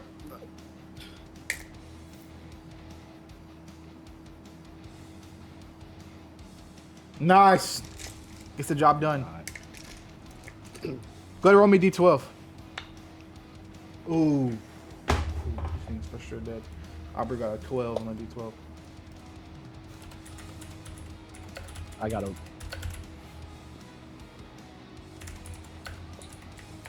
What'd you get? You know how numbers work. You know. This is exactly what happens right here. Doom, you kick the shit up, and Aubrey fucking smacks the shit out of that thing with lightning. Look at that, Sokka. That's some good shit right there, man. That's some good shit right Nice. there. Yeah. Not the exact shield, but you guys are trying. Yeah. We had to. You guys are trying. We do what we can. You know? But as you kick it up, Aubrey smacks it as it goes straight through the stomach of this thing, finishing off the last guy. As Aubrey readies up to you, Shane, we're good down here.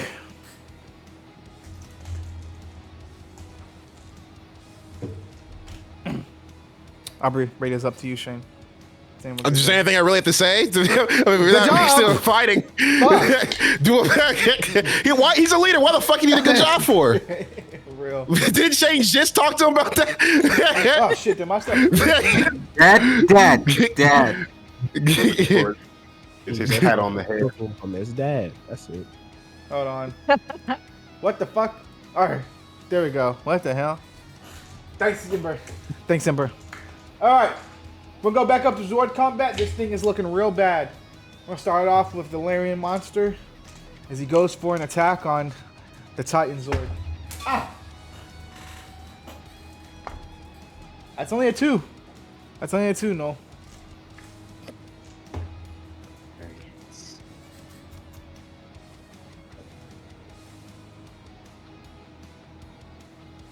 Nat 20? Yeah, take it home, please. Right. Go ahead. Take it home. How do you want to counter back? So how was the monster attacking? So you can see the monster again shot another laser straight towards the Titan Zord. How does he dodge and counter back, or what does he counter back with?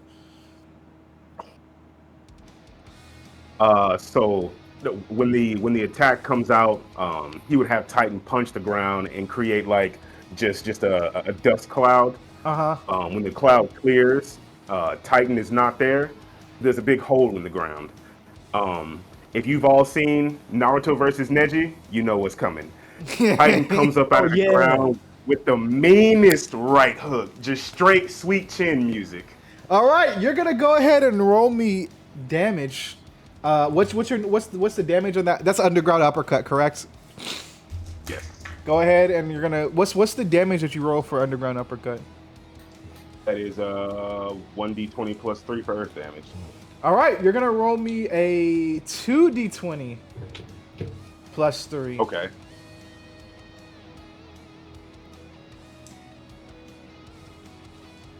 And you're gonna add on another d20 to that, so that's 24 points of damage. Nice. How do we finish this thing off? No.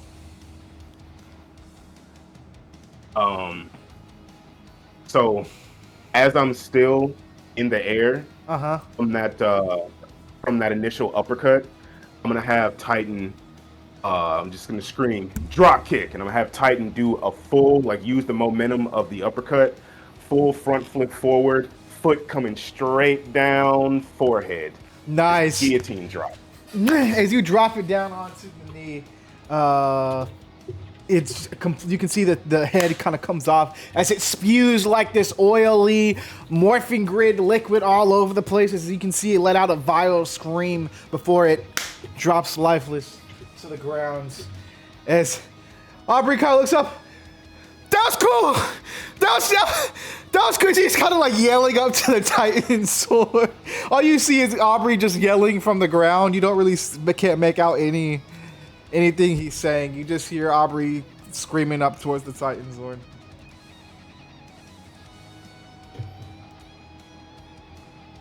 Oh my goodness. Oh my goodness. Nice. All right, let me change the ambience.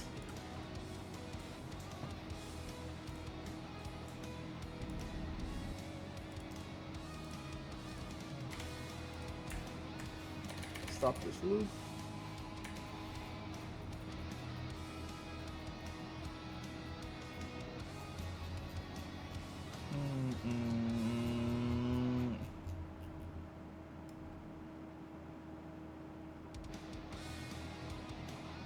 What the heck?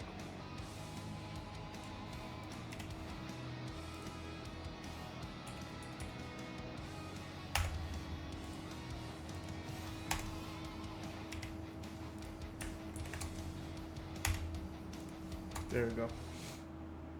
All right. All right. As each of you guys hop out of the Zords, Aubrey, Yanni, and Weston kind of run up to Shane, Raven, and Noel. Oh, that was pretty cool. That was pretty cool. No, I've never been able to do something like that. That was pretty cool. Raven, that was freaking amazing. You did so good. Told you, it's so natural. I told you you were gonna do great. Oh, Shane, was that Hellfire? Mm-hmm. It was. That was pretty cool. That was pretty cool. It was. All right, we got focus. What's the next move? Yeah. Sorry. We need to make our way towards the temple. Honestly, that's where that thing was drawing energy from. You guys ready? Ready. Christian, check your phone real quick.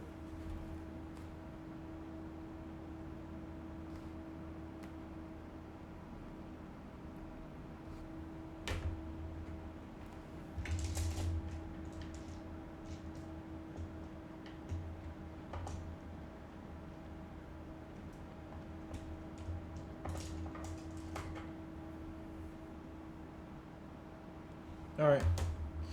As you guys start to scan the environment around you, each of you guys start walking closer towards the temple. Give you a visual representation of what it looks like again.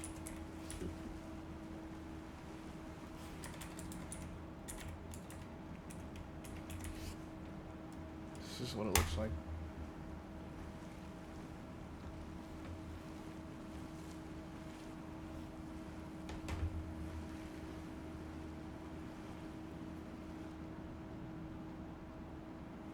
As each of you guys get closer, you would see, of course, the entrance to the temple is caved in. No, Aubrey would be like, no, can you move that boulder for us? Try. Noel would like go to try to just like grab it and then try to channel some strength and just. And as you kind of push it to the side, Aubrey says, Good job. I'm usually the one that does that. As you guys start to walk in, you would see, of course, like I described beforehand, a hallway, a kind of vast and big hallway. As you guys start to walk forward, each of you would see your Zords, the statues of your Zords, all lining the halls. And now, What you guys didn't see beforehand, the Cerberus Zord and the Falcon Zord have now joined these rows of statues.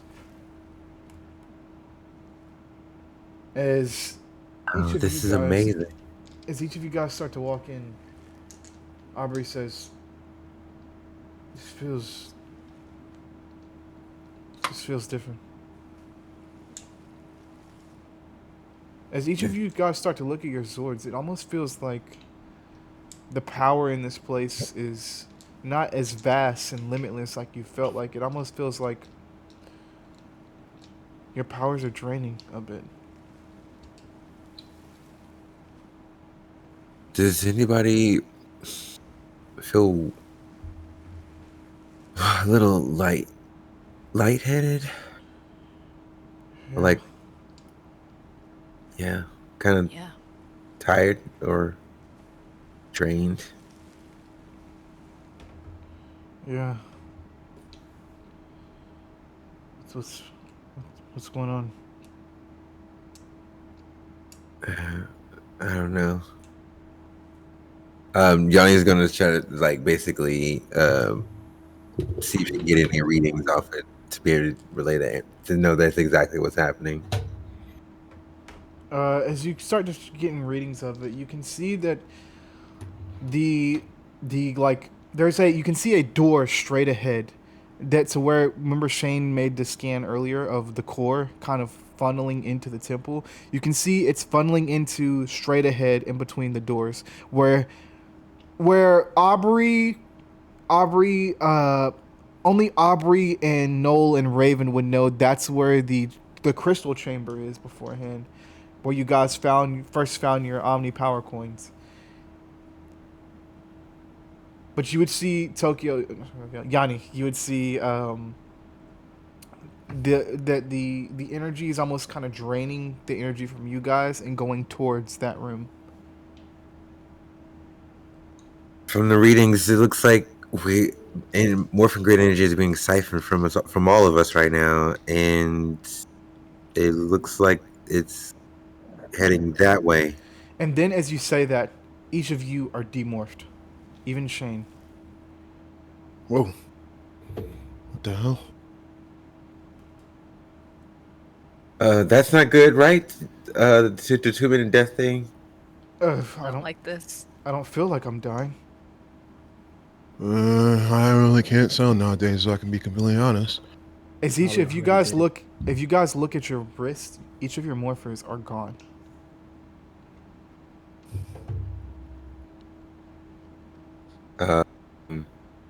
Where's our morphers?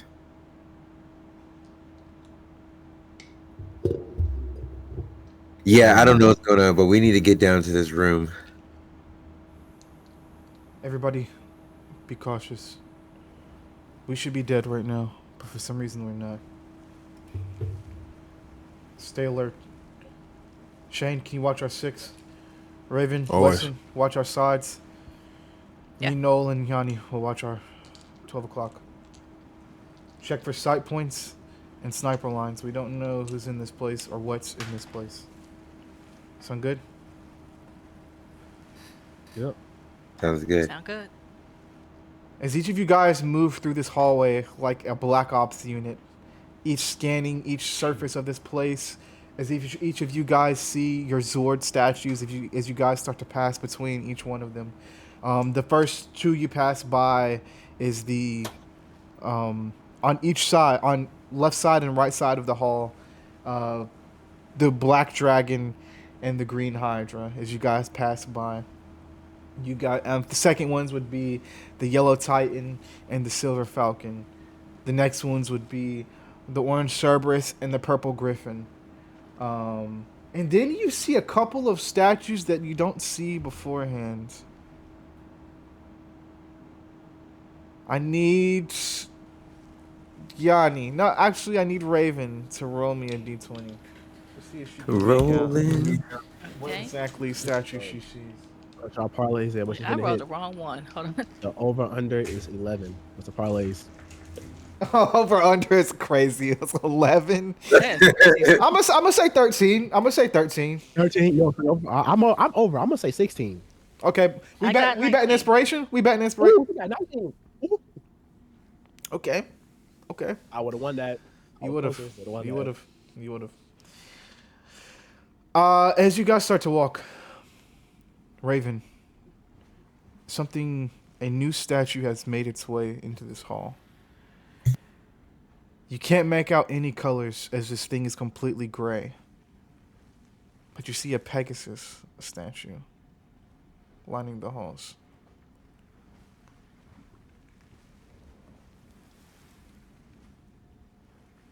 A Pegasus? That's weird. What? Oh. So real Pegasus. We don't have a Pegasus sword, right? I've never even. We seen don't know a picture what we before. have right now, honestly. Not that I know. Huh. Interesting. Pegasus. All right, let's keep moving forward. As each of you guys make your way, Aubrey kind of pushes open the big doors to this chamber here. As what I like to refer it as the power chamber. As each of you guys see these crystals lining the walls, each with your own colors. But you can see something different is about them. As each of them aren't glowing color, each of them are grayed out. As you guys make your way into this hall, into this chamber.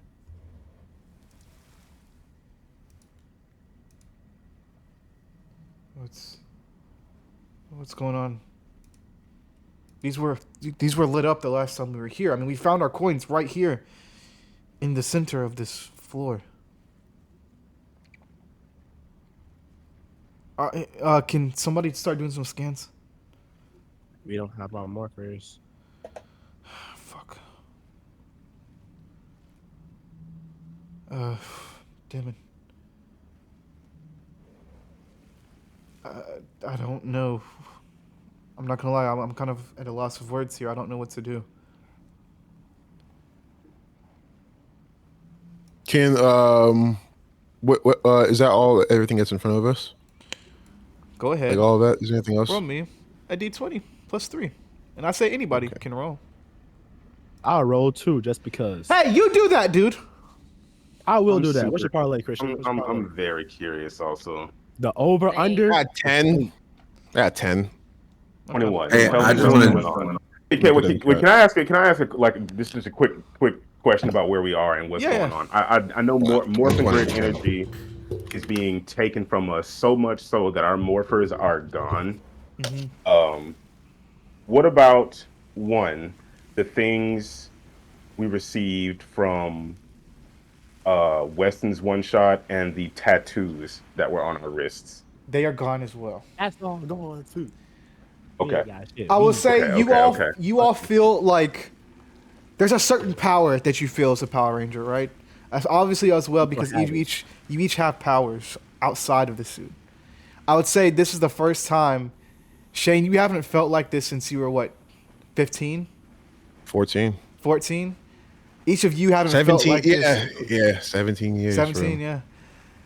You guys also haven't felt like this since a year ago of when you guys first came to, some of you coming to Vanity City for the first time, some of you, of course, coming to school for the first time, but each of you guys haven't felt this powerless since before you even became a Power Ranger, I would say.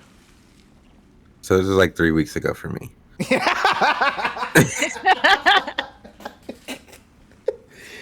I'd say a month. I'd say about 3.5. You're right, about 3.5. So it feels like that, Yanni, but it does feel like a loss of something. Yeah. Okay. But I would say no. You're the first one to spot it. Over by the center of the room, you can almost hear like the sloshing of almost, it looks like liquid going back and forth. As you look to your left, you can see something kind of ingrained in the floor. Do you tell everybody? Yeah, tell everyone immediately. Guys, there's gross amorphous slop on the floor. Ew, what is that? Do y'all see that? Yeah. I walk If over. y'all What scared, the I'll go fuck? touch it. Don't Don't touch you it. touch it. As you guys get closer, you can see in the floor itself is this here.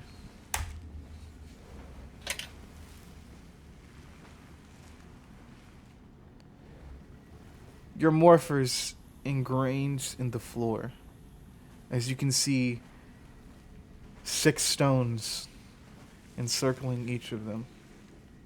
Those really look like our morphers. That is crazy. No, That looks that Well, is they unhealthy. are. they are, yeah. What's I don't get what's happening here. Shane.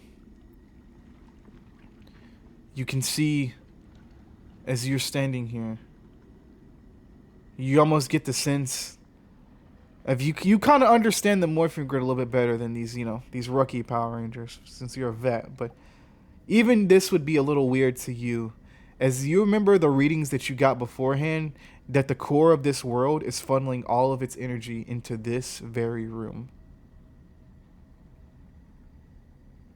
As you start to look at this, you would notice this almost seems like a power transfer, I would say.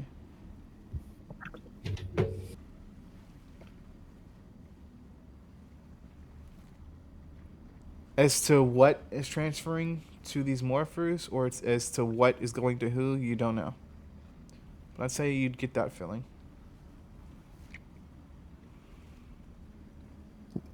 This is a power transfer. This whole entire thing.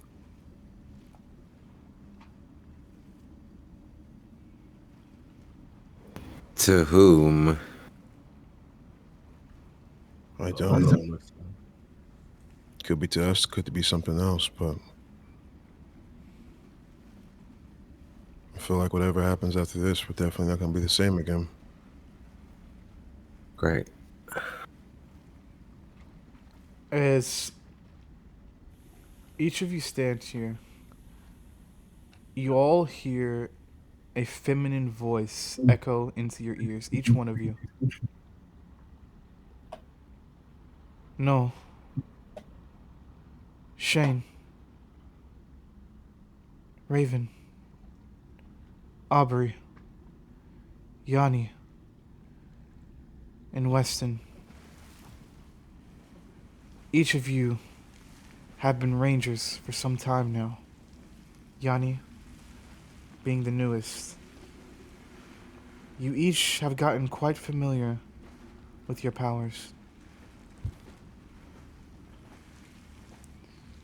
The energy that's funneling into this well is the last energy and the last gift of Shay.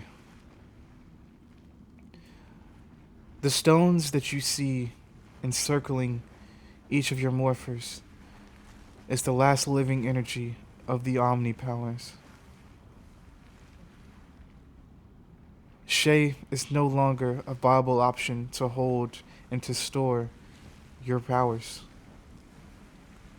which means that you'll have to carry these stones on your own, and if they are destroyed, your powers will be no more.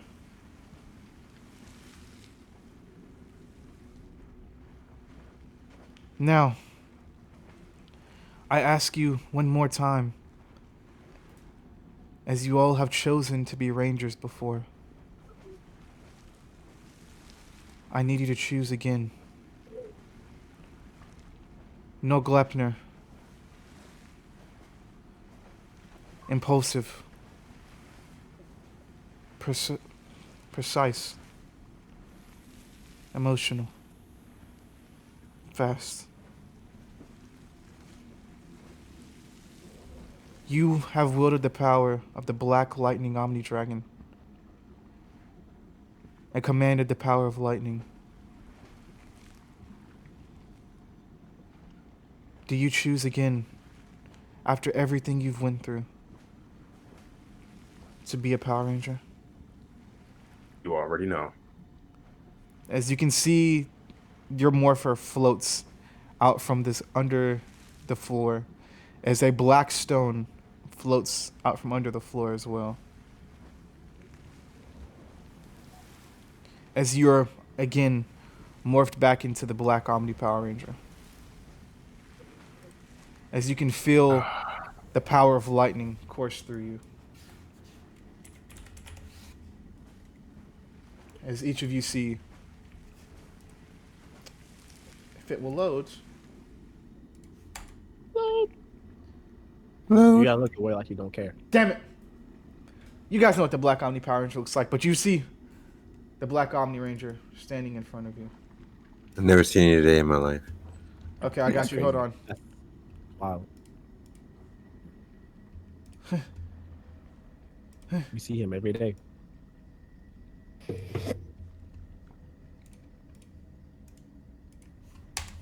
All right, you see this? The Black Omni Power. Oh, okay. No, I love it. As you feel the lightning coursing through your veins,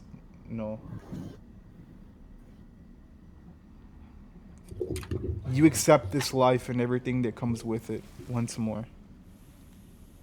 As you hold this black stone in your hand, you can feel the lasting energy of the black powers literally in the palm of your hand.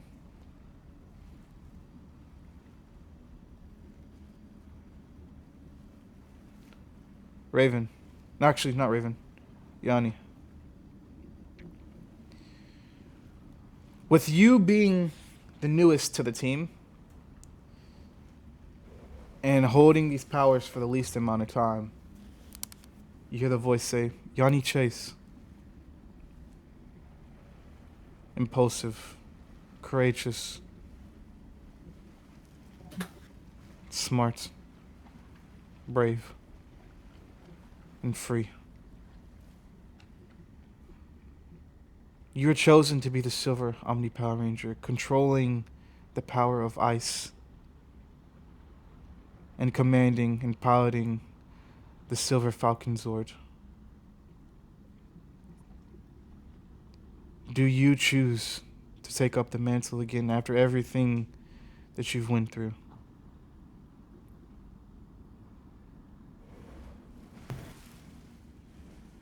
You know, if you'd asked me 3 weeks ago, I would have said, take this shit and get it as far away from me as possible.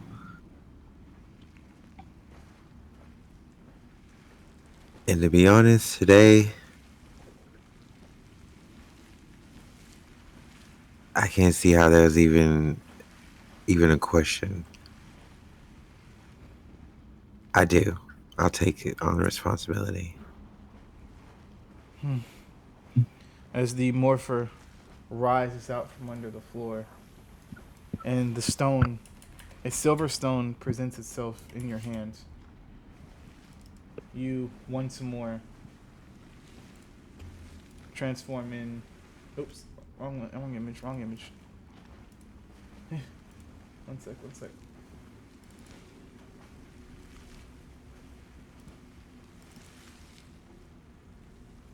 There we go.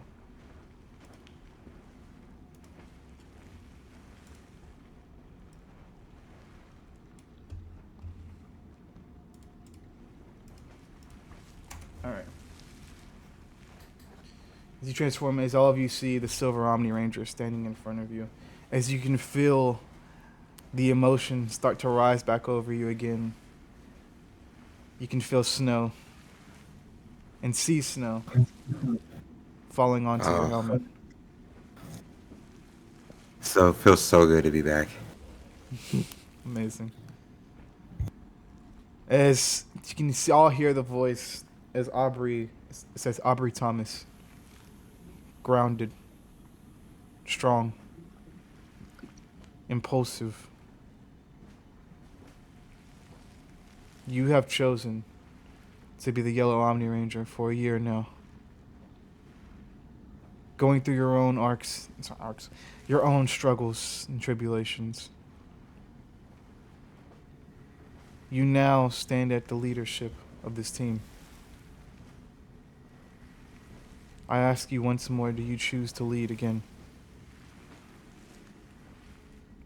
Aubrey looks at the rest of you.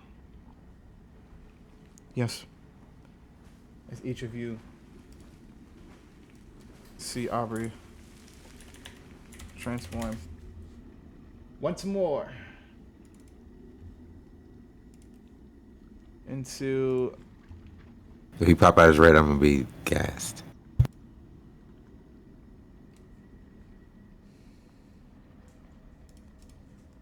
See him transform into the yellow Omni Ranger.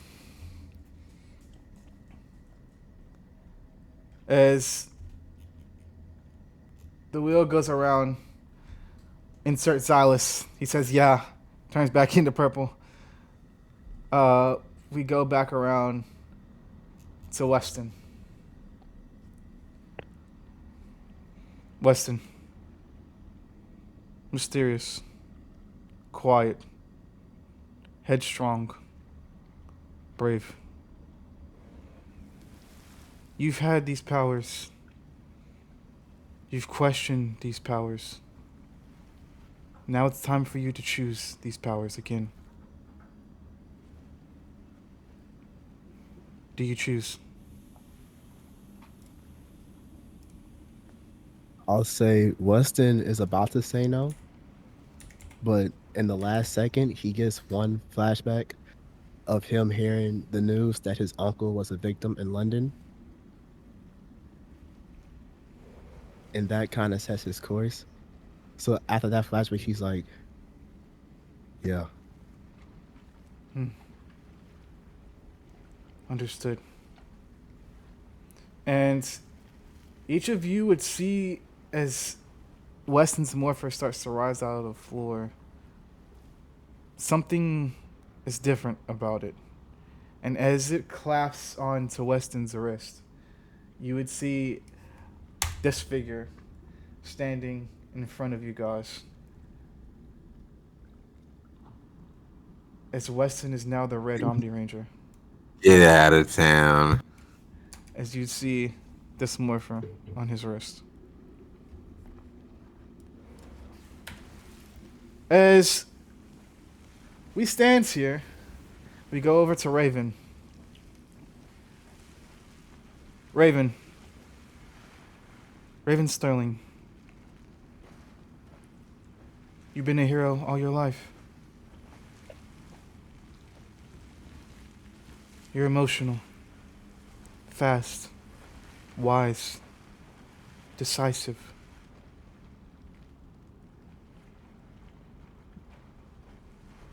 If you choose these powers again, everything you know will be different. Everything you felt will be different. Knowing this, do you choose these powers once more?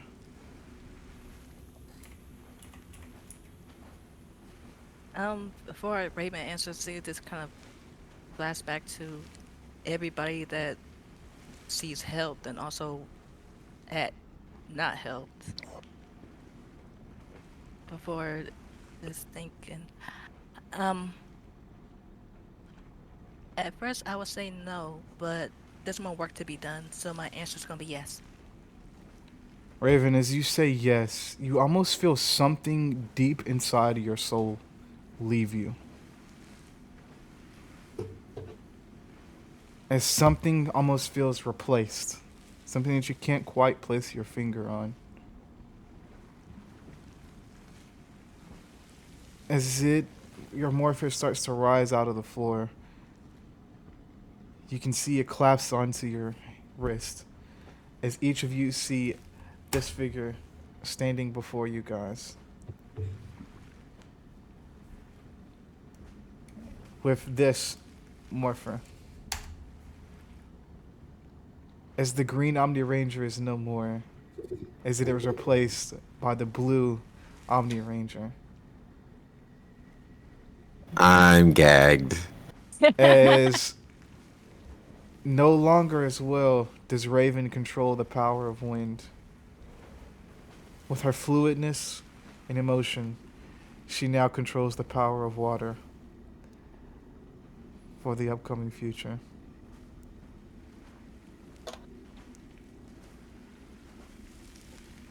As each of you guys stands here, Aubrey looks and says, "Wait, red and blue?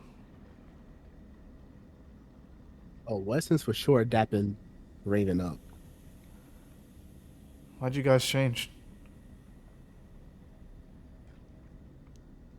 Well, green wasn't originally my color, it was my mom's. So I wanted to create a path personally for me. Red was my uncle's favorite color. Huh. Interesting. Well, welcome. And then as Aubrey says, welcome, Shane of Spartan.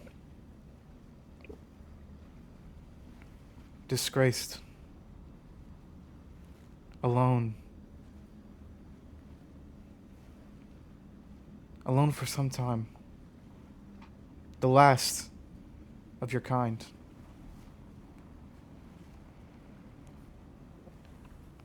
The Crimson Powers.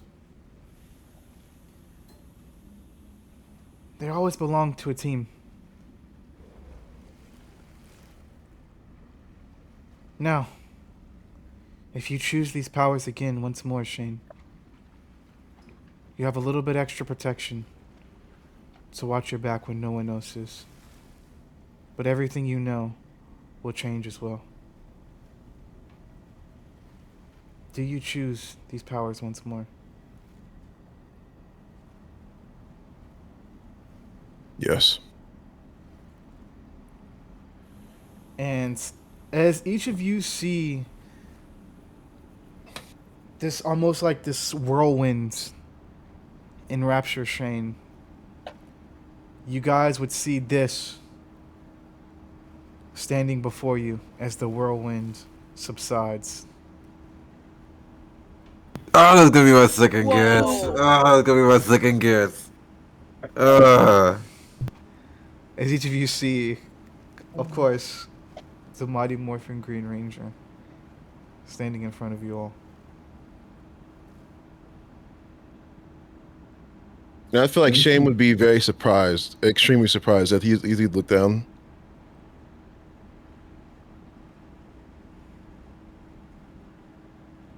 Why me?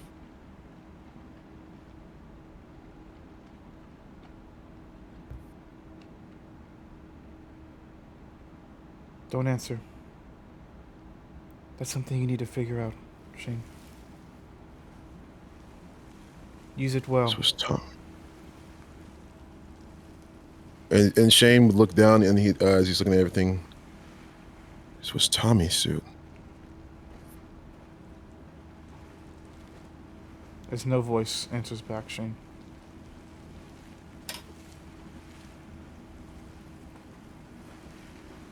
I feel like Shane would be absolutely speechless as he's wearing this suit because he knows like what this suit comes from. Like he knows what it comes with and where it comes from and everything like that, and like the huge legacy behind this suit.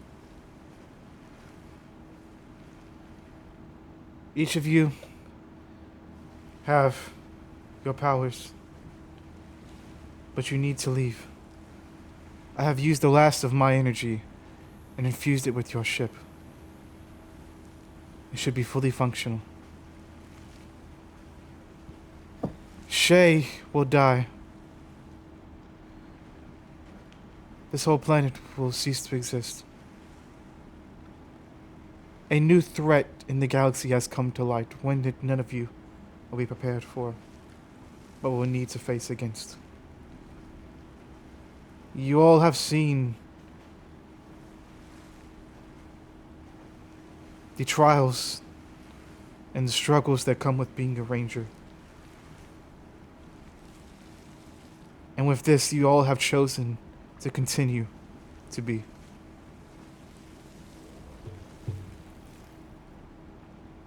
Now go forth, trust one another, and never return to shame. Each of you carry the stones of your powers with you. Guard them with your lives. Now, go forth, Omni Rangers, and use them all. As you can see, the well of destiny, is what I called it, disappear in the floor. As you each start to see the ceiling underneath you start to crumble. You don't have to run out of here or anything, but this place is about to crumble here pretty soon. Well, let's move out. Now, I'm going to ask a question to each of you. And we're going to start with Noel. What's going through Noel's mind as he walks out of here as the Black Omni Ranger once again?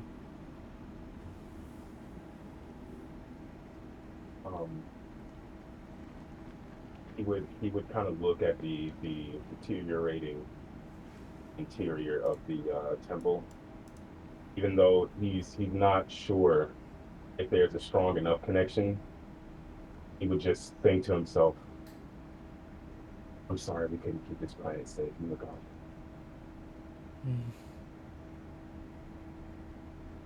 Shane,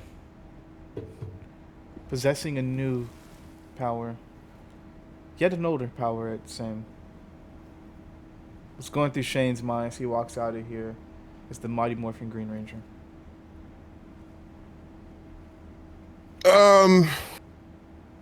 He's confused. He's honored. He's feeling a whole bunch of different feelings because, of course, like before in other sessions and everything like that, Shane would always mention how like Tommy was his biggest inspiration when it came to anybody, and how Tommy was like the best ranger ever to live, and now has the same mantle as him.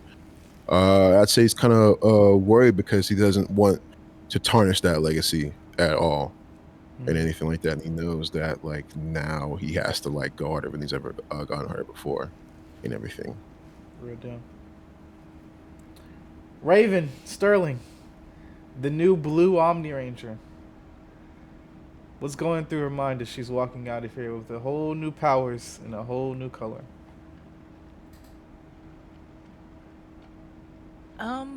Definitely. Well, at first, before, definitely felt nervous, but now after the transfer of power, a little bit more confident, especially just seeing this as a second chance to do better and wanting to do right by like the past Blue Rangers. Interesting. Yanni, Silver Omni Ranger once again. What's going through her mind as she's walking out of here? Yanni has a like kind of a renewed self-confidence. She kind of feels more cemented in her role as a ranger.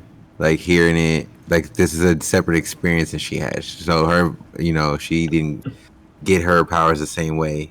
So this is like kind of more of a overall like perspective experience for her. You know what I mean? So she's kind of walking out with a more renewed sense of like purpose in a sense, as far as like ranger duties go.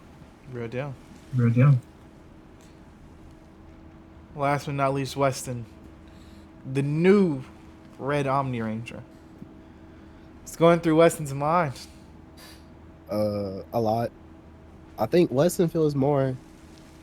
Well, he doesn't feel as out of place as he was as an Orange Omni Ranger no more. But with being the Red Omni Ranger, he understands that being a Red Ranger just in general is pretty important. But also with that, he wonder how Aubrey feels considering the last Red Omni Ranger. Real. And as each of you walk out, I'm going to have it be Aubrey that looks to the left and sees, as he looks at the statues of all the Zords as you guys are walking out of the Shea Temple for the last time, He sees the Pegasus sword has a glimmer of pink in its eyes, almost like it's looking off to the stars, looking for the next pink Omni Ranger. As each of you walk out of the temple, you can see it crumbles behind you as the Omni mega ship is completely repaired, sitting outside of the temple. As each of you walk up, Aubrey looks at you, Shane. Thank you.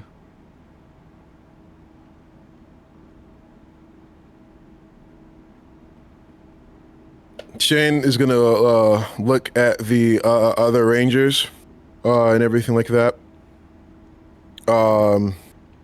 He's gonna say, "We all did a really good job today. Got a lot of changes. Did good as well. Did good as a leader. Did good as a team.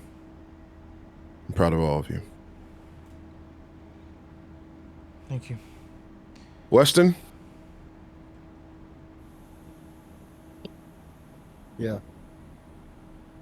Keep the shield. Red doesn't sue me anymore. Are you sure? Yeah, I'm sure. Did much better than I did. I'll keep it safe. Oh, no, you will. And Raven, I'll say it does make sense that you are the Blue Ranger. Remind me of this one ranger I met. His name was Billy. I see a lot of him in you. Hope for smart and kind. Thank you. As each of you, we cut to about 15 minutes later. Hold on. I got the perfect outro. Perfect.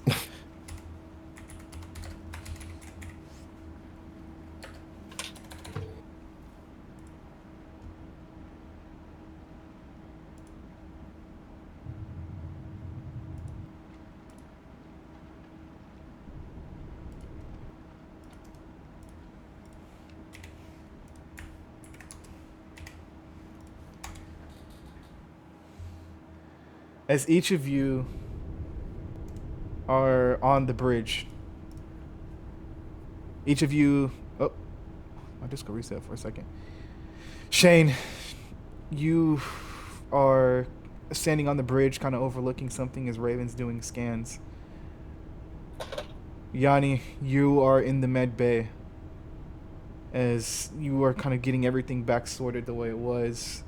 All of the stuff, I'll notice as well, everything that was like destroyed has now been restored in the ship as well, and everything has been put back into its place, like almost like the incident never happened.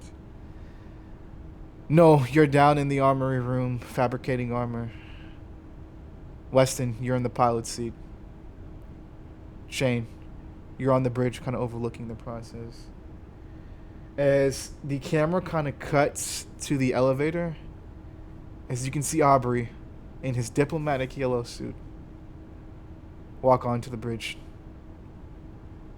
Weston, have we cleared the atmospheres, or the Shay's atmosphere? Yeah. Shane, can you go ahead, when you get back to the Archimedes, can you go ahead and wipe any history of Shay? I don't want anybody finding that thing. On it. Aubrey sits down and he says, Raven, can you go ahead and put on the intercom? I'd like to talk to everybody in the ship, please. You've got it. As Noel and Yanni down in the armory and in the med bay hear Aubrey's voice come over to the intercom. Hey everyone, this is your captain, Aubrey speaking. We've been through a lot this year. A lot of changes, a lot of loss, a lot of pain and suffering. But through all of that, we still remain. I don't know what we're gonna find out here in the stars of the universe. Hell, who does? But one thing I do know is I wouldn't want any other crew other than you guys. And any other friends other than you guys. We're gonna get Shane back to the Archimedes and get him home. And they're plotting a course for Centaur 1. To find out just what the hell is going on. And I know that each of you are gonna follow me. Just as I would any of you. Now, as you can see, Aubrey takes a seat in the captain's chair. If there's any objections to what's about to happen, please. You're always welcome to come talk to me about it. But as Aubrey kind of takes a seat in his chair and puts his leg over the other, he looks at Weston. Hit it. As he sits back in the chair, as Weston, you engage the hypercore as the ship blasts off into the stars. That's where we're going to end today's session. Yeah! Woo! Do a backflip, Sokka. Do a gainer. A backflip. All right, go ahead. That looks it at all. Oh, great session. Great session. Shit. Now I roll high. What the fuck? Oh, now I can put this thingy up. Hold on. I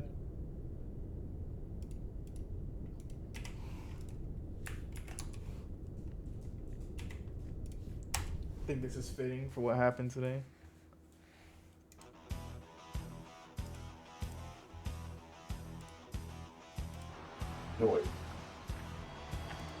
All right. You go for Aubrey or for me?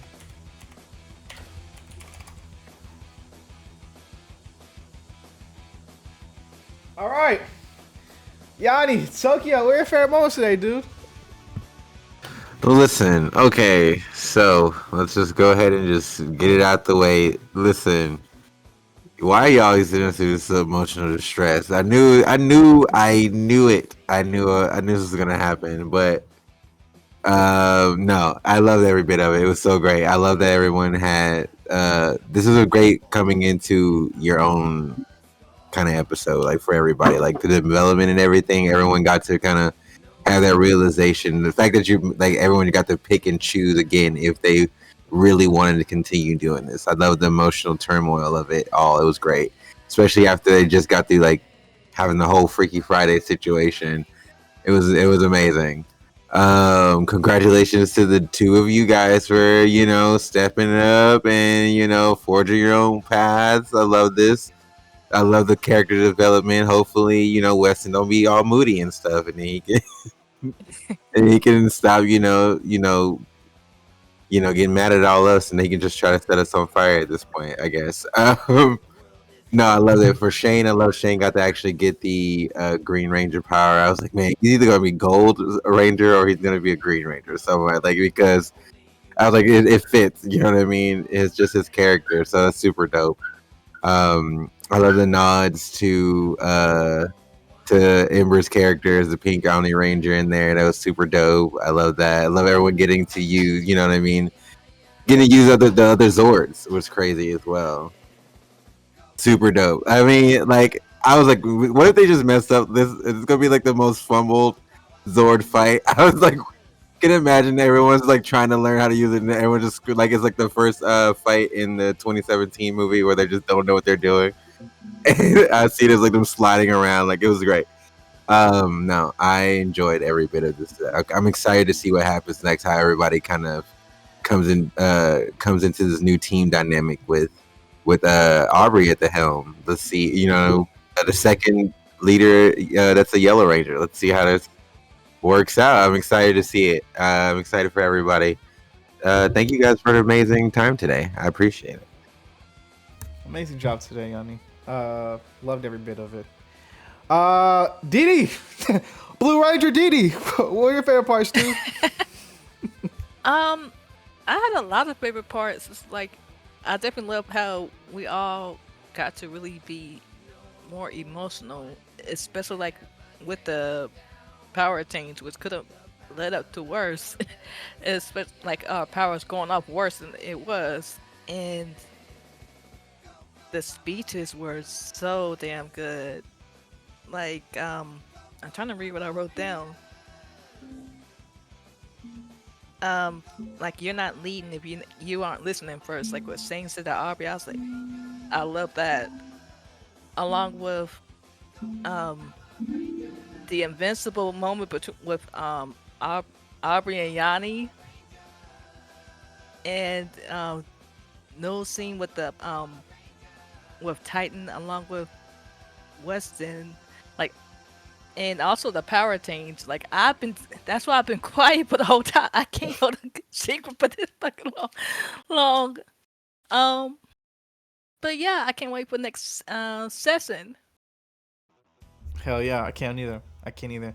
Next session will be a 3-month time skip. So we'll see what's changed in those 3 months, if anything at all, and see how everything's going. But it's gonna be really interesting. Oh, Shane, the mentor himself, Sokka. What are your favorite parts today, dude? All of it was great. I love the conversation that Shane gave Aubrey, telling him like this is what, like, you want to be a leader, like this is what you need to do, and also him being honest with him too, like, hey, like this isn't a gift. At times it's a burden, and you're gonna get your ass kicked a lot, and you have to let them know that it is okay to get your ass kicked, but you have to grow from that, and you have to do all of that and everything like that.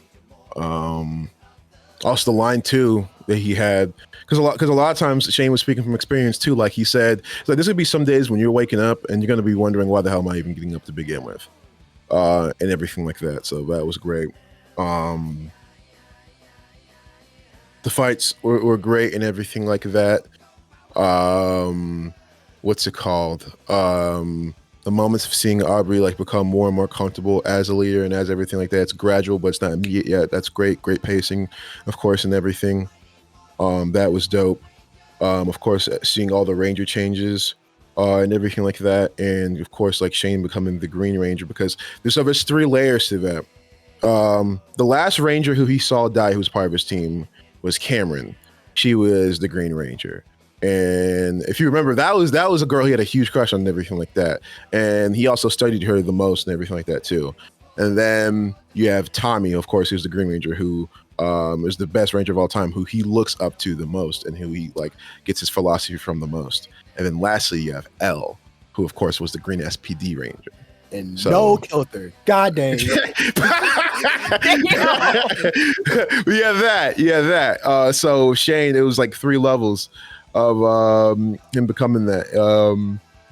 But yeah, I enjoyed that part. Also, I love and enjoy giving y'all stuff as well. So, you know, him having Weston having the shield down, it's gonna be lit. It's gonna be lit. Hell yeah, love it. Thank you again for the amazing Shane cameos over his last 2 sessions. You did an amazing job as always. We can't wait to have you back some more, because we will be back. He will be back.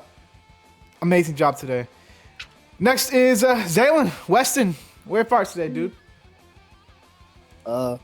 Great session. First favorite part, Shane giving Aubrey a gun because Aubrey was the best shooter, and then Aubrey not using it once. That's hilarious.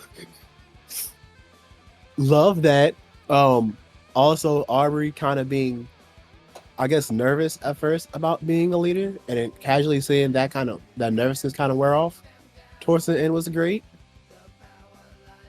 The Pegasus, that was left field. If the Pegasus doesn't have a V on it, I'm crashing out. So, yeah.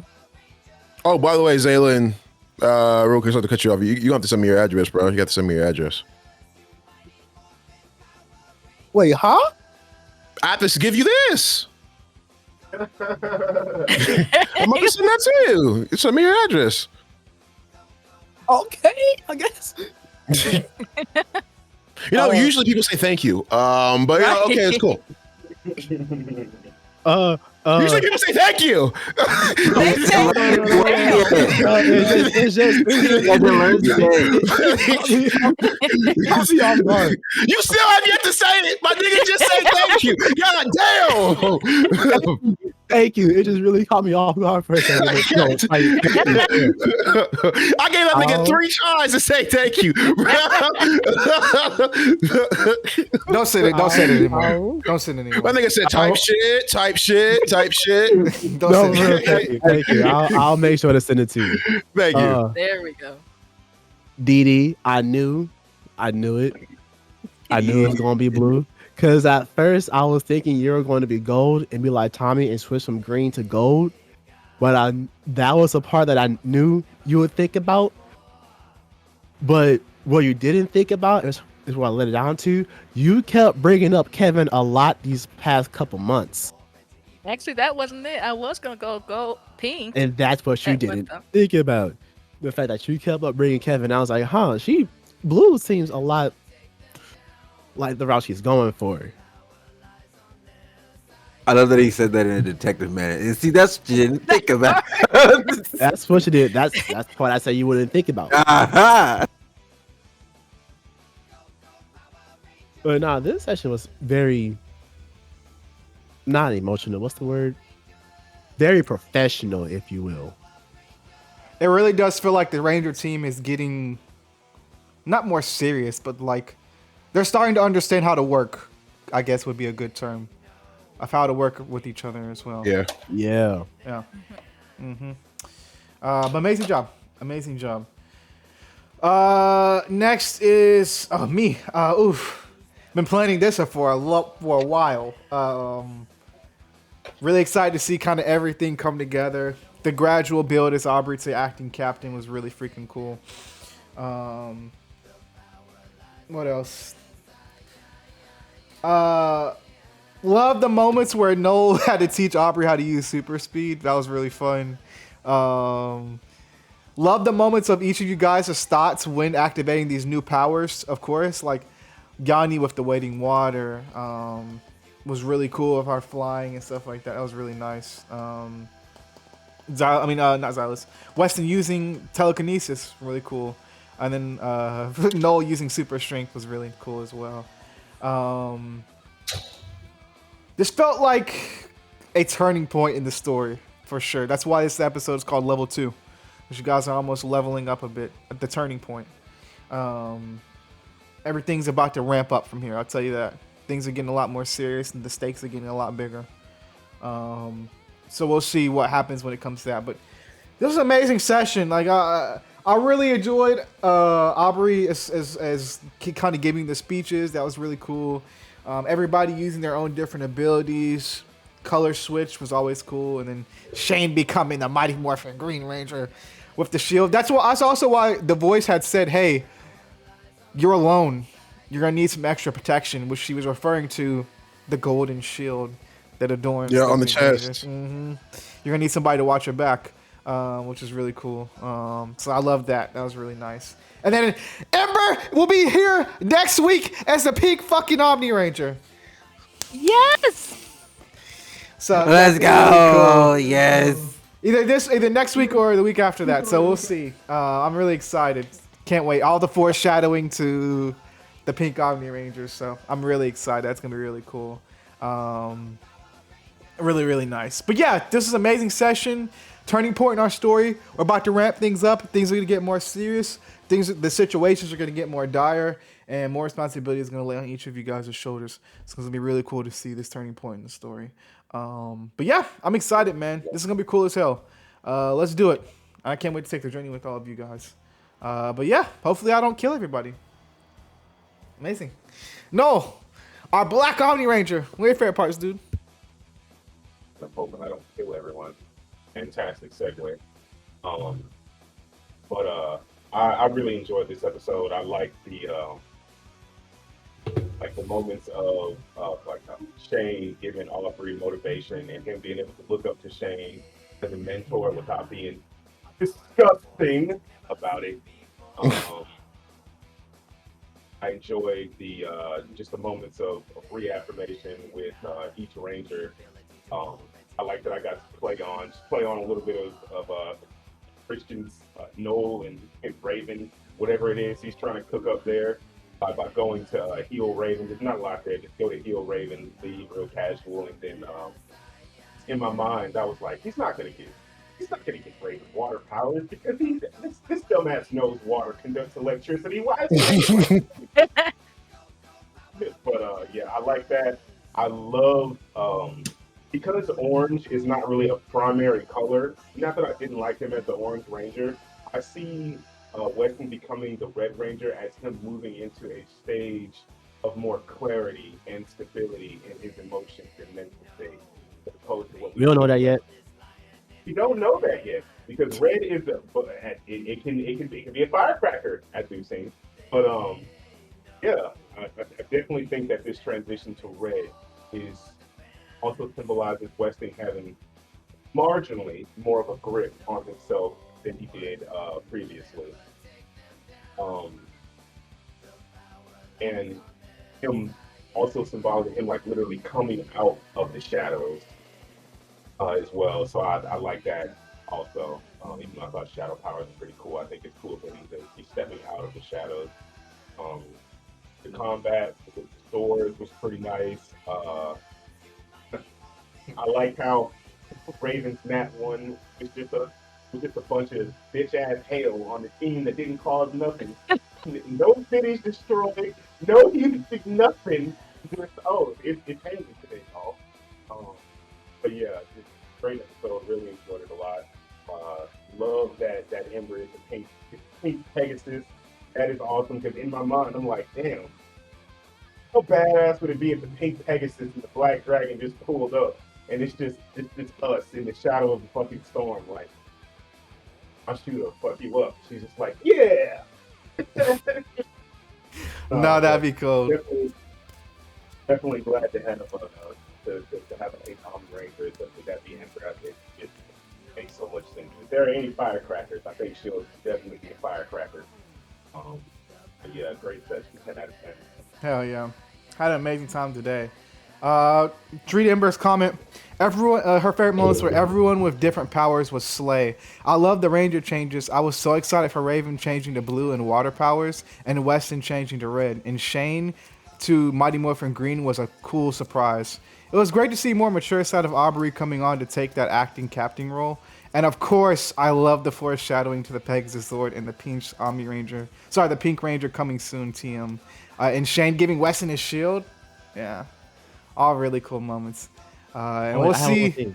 Yeah. I also like the flashbacks Weston and Raven had before they changed color and stuff. Mm-hmm.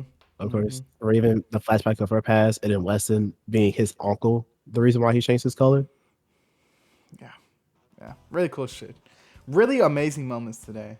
This was such a great session.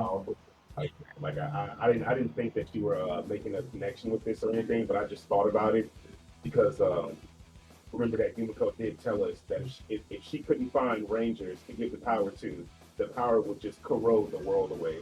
And when I saw this shade, that's all I could think about was, damn. And that's literally all was going through Noah's mind was, damn, he didn't. Oh man. Yep. You guys literally hold your powers in your hands now. Literally. Like, so if these stones ever get destroyed, bye-bye. Bye, powers. See you later. Can't go back to Shay and, up them up or whatever. So, the Shay literally gave you guys its last gift, which was restoring your ship and, giving you guys back your powers. Or it could have taken it away. So, we'll see what happens there. But it was an amazing session. Don't forget tonight's Shadows of Olympus Cabin Leader of Iris session as Tokyo embraces Selene Moon, and we can see some of the life of the Cabin Leader of Camp Half-Blood. But also come back tomorrow for our Shadows of Olympus group session. And then we got another one-shot on Monday for Lacey and Thatcher as we figure out what's going on with them. But let's just say thank you guys so much for tuning in. Here she comes. Here she comes. I think. Sorry, my dog knows. I guess when I in stream. She knows the wrap up. Yeah, yeah. Thank you. Thank you is the word. Yeah. There you go. But I hope you guys have an amazing day so far. I just say thank you guys so much for tuning in. We really freaking appreciate it. And we'll see you guys next week in the Omniverse as Roll Magic Ember comes and joins the fun. So we'll see you guys then. As always, may the power freaking protect you guys. And we'll see you guys on the flippity flop.